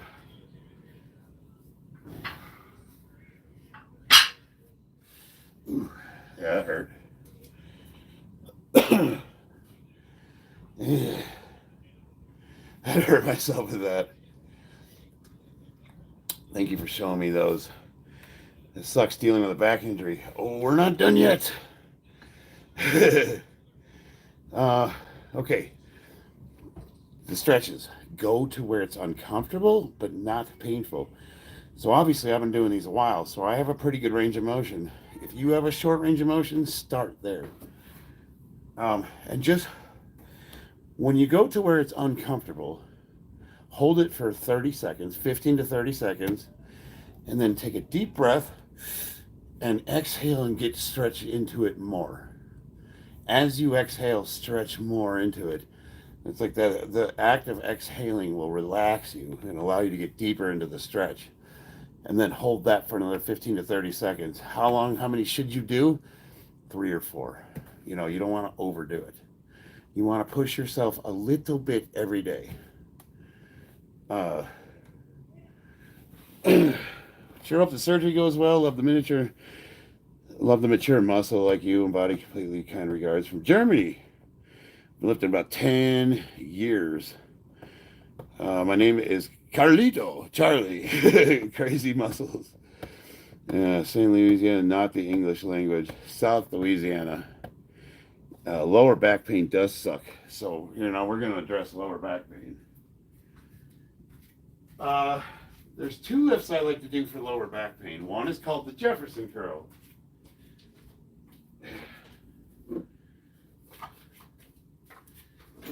From an elevated platform, you're essentially going to round the back. You're going to allow the weight to pull you. And then some people, they come back up, you can press the knees and snap up and use your glutes to pull. But I like to pull with the back. So, we're going to do straight. This is a lightweight movement. I'm going to round the back on purpose. The arms are hanging. They're just hanging. And I'm going to let this pull me all the way down. If you can come out a little, whatever. And then with the lower back, I'm going to pull up and around. Nice, slow, and deliberate.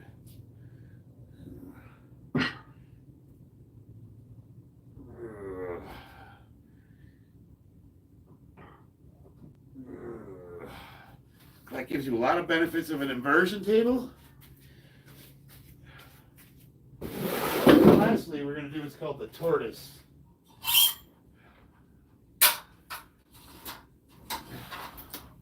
Ooh. You know, my injured arm, I don't know how well I'm going to be able to do this. Let me tinkle real quick. I'm going to use the bathroom. I'll be right back.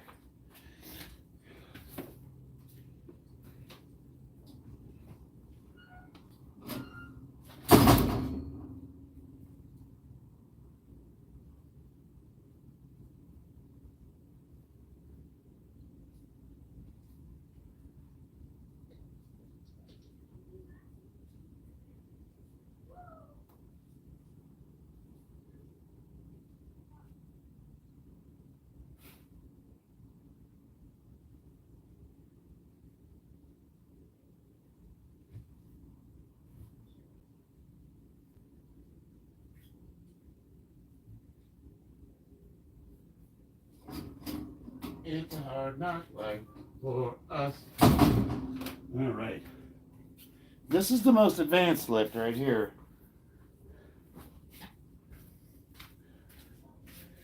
So we're going to get stretch the legs out as far as you can. If you can do the splits, great. I don't know if I'll be able to do this with my arm. Well, let's find out. So, I'm going to put this weight right on my neck and in my head. And I use my arm to pin my legs.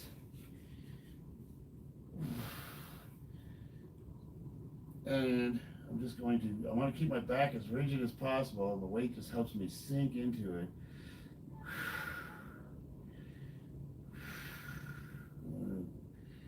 Just dynamically.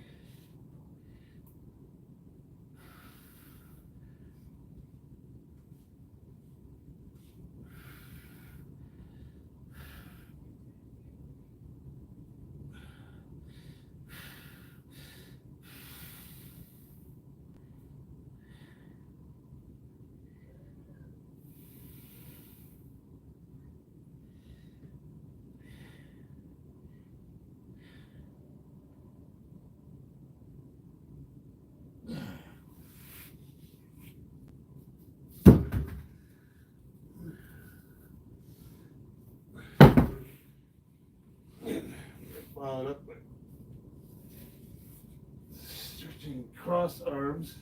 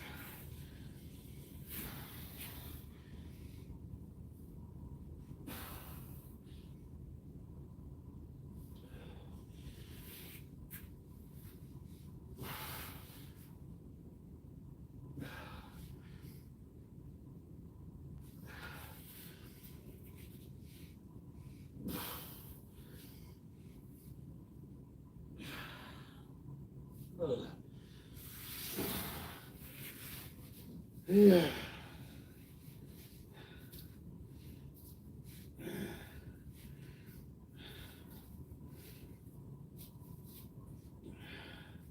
This one's hard for me. Trying to get my knees on the ground. The goal is to open up your hips and be able to touch the ground with your knees.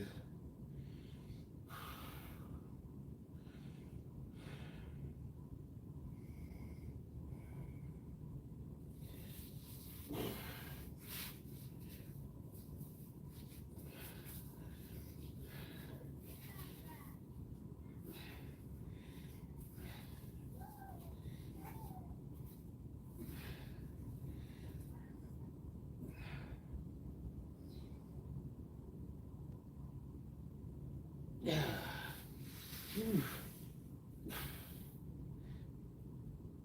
Oh. This stretches your back out too. Take my feet and I push and I pull on my back. Wee-wee.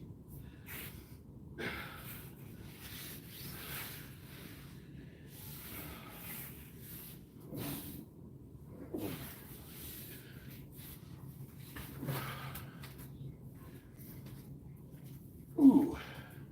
Cha-cha-cha. Hey, da-da. Whew. The rubber fights back, yeah. How did he get on his powerlifting competition? I did not compete. I decided not to risk it because I popped my bicep. Dude, and I had the best training cycle of my life. I was killing it. But I'll have another chance at the end of the year. So, after talking to everybody and how long it takes to rehab, it's like, there was really nothing to be gained. If I wasn't going to beat my current, I'm already on the books for age 50 at a 16:10, which is not a great competition. I still won first place. If I can't beat that, what would be the point of competing? But here's what's cool. We get to do another physical therapy journey. And that's really what I'm passionate about, learning as much as I can about the human body. And now I was like, so I became a hip expert because I had hip injuries. And Christina's going through it. And she was already an anatomy expert. But now I'm learning about, all sorts of shit. I'm just about done. But I would be remiss if I didn't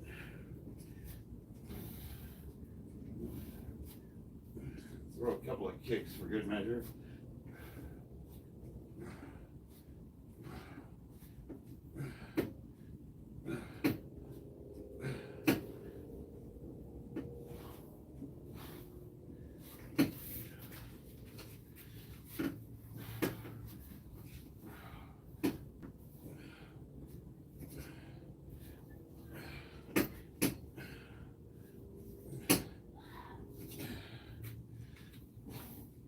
Ooh. Well, balance really sucks.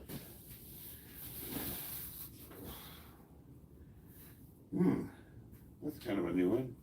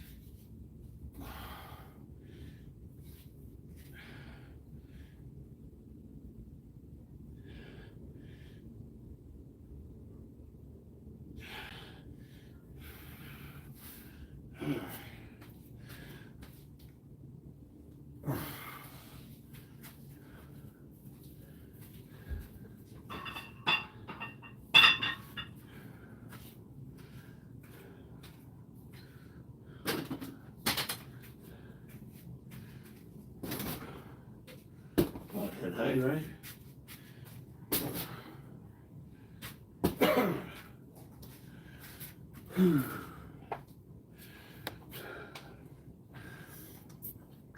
Hell yeah, my wife is tough.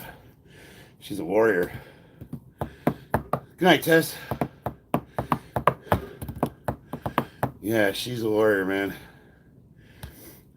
Can't wait to... I want to go to the range and do some live streaming. Oh, we can't do that. I forgot. I want video some range time. We haven't done that in a while. We are a beautiful couple. Man, for obvious reasons, she's like a little self-conscious about getting on camera because, you know, she's been hemmed up. Maybe, you know, I think she's beautiful. Like, I don't know. Nothing I would change in it ever. But she doesn't like the way she looks right now. And hopefully get to the point where we can do some videos together.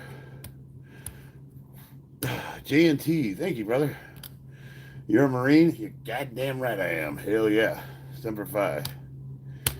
James, what's up? Monty. Oh, hell yeah. Has something to do with it. That's hilarious. So I've just this week off, I've taken, my legs feel heavy.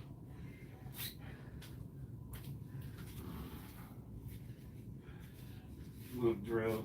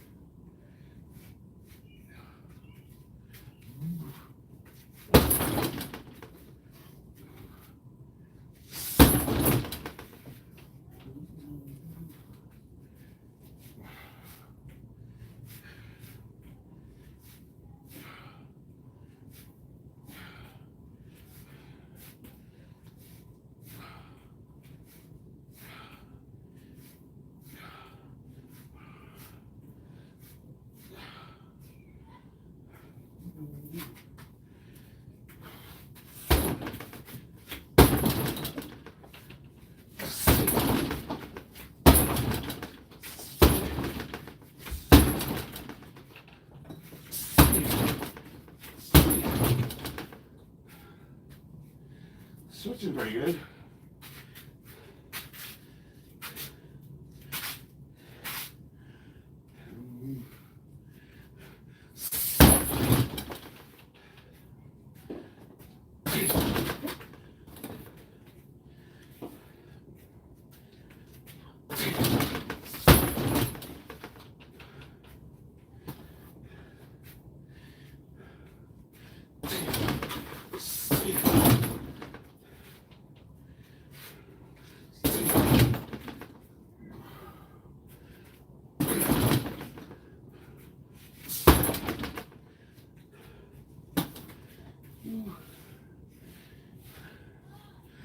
I want to throw punches, but I think it would hurt too bad.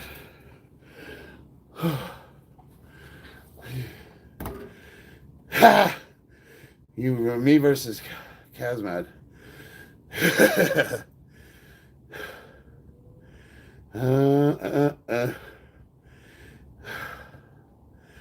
We need people like you. Thank you. I appreciate that. Most people are like, you suck. You should kill yourself. I'm like, oh, I'm sorry. Tell you what, my cardio is awful. I want to throw, so obviously torn bicep, if you throw a hook, you know, that's all bad. Bam, that's like, you don't want to do that. So I'm not gonna throw any strikes. This is a little bag I like to keep. It's like head height. And when I walk by it, like if I'm just walking out of the garage, I'll just come up and slap it. Walking by, just like give it a little bite, a little doink. Doink, doink, doink, doink, doink.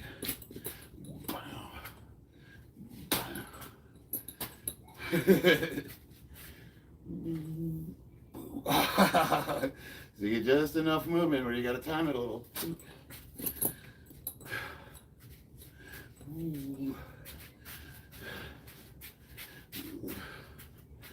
Move back and forth.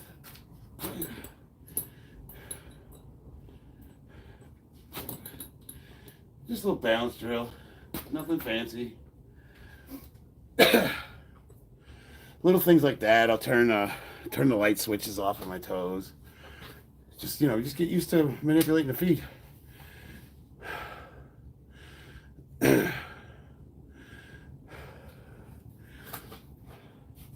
When you want to give her the business,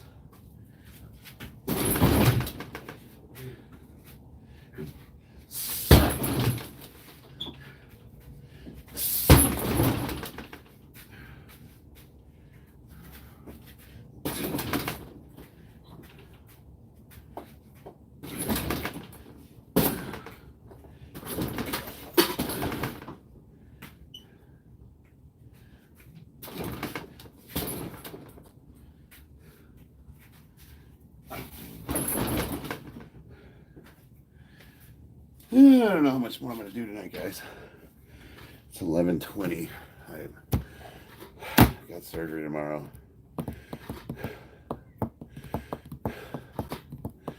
I don't know what to do. Like I feel like I'm broken. Like I want to start throwing combos, and I'm like, nope, can't do that. So I'm like, I mean, I guess I could do kick drills, but really, I just wanted to get my stretching in to make sure I don't lose any flexibility.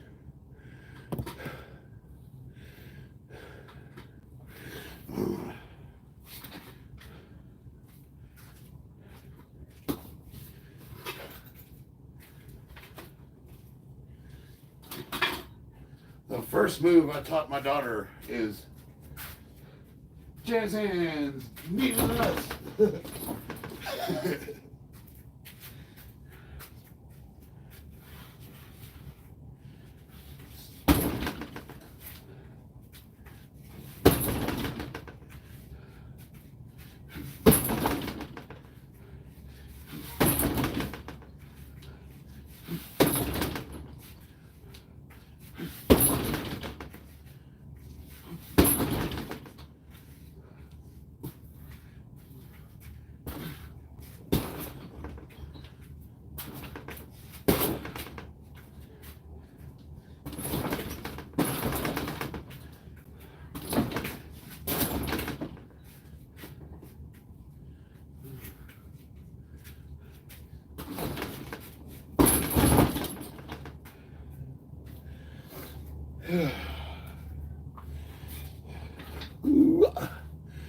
Chest hands, knee to the nuts.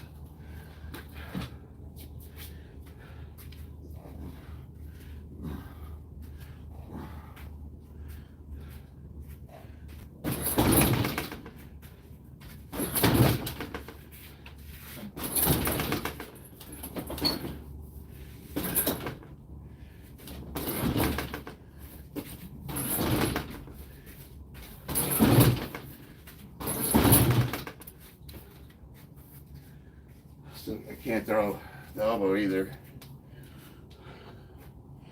Just gonna leave that arm alone. Well, greetings from Romania. All right, guys. I suppose I should call it a day. I've been on 2 hours, 31 minutes. Not too bad.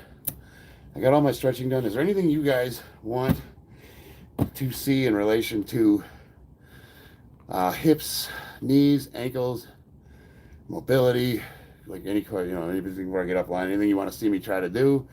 Like trying to injure myself, doing like a flying roundhouse or something. Watch a 50-year-old man like collapse in a pile on the floor, screaming for help, trying to be Jean-Claude Van Damme.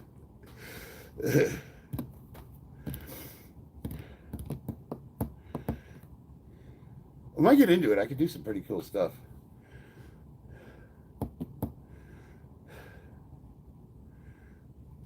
All right. Well, you guys have been awesome. I had lovely conversation. Totally kick-ass. I had a good time tonight. I didn't know I mostly got online just because I have nervous energy and I just wanted to, get it out before. Because now I got to go in there. I'm going to have my last meal. I'm going to take a shower with some special soap the VA gave me. And then we're going to go crawl into bed with my baby. Smelling like a bottle of Lysol. Yeah, thank you, Steven. Semper Fi, brother. You guys will know. I'll be posting updates. All right, guys. I love y'all. I'll see you on the battlefield. All right. Good night, Strawberry Cream, Steven, Monty. Hell yeah.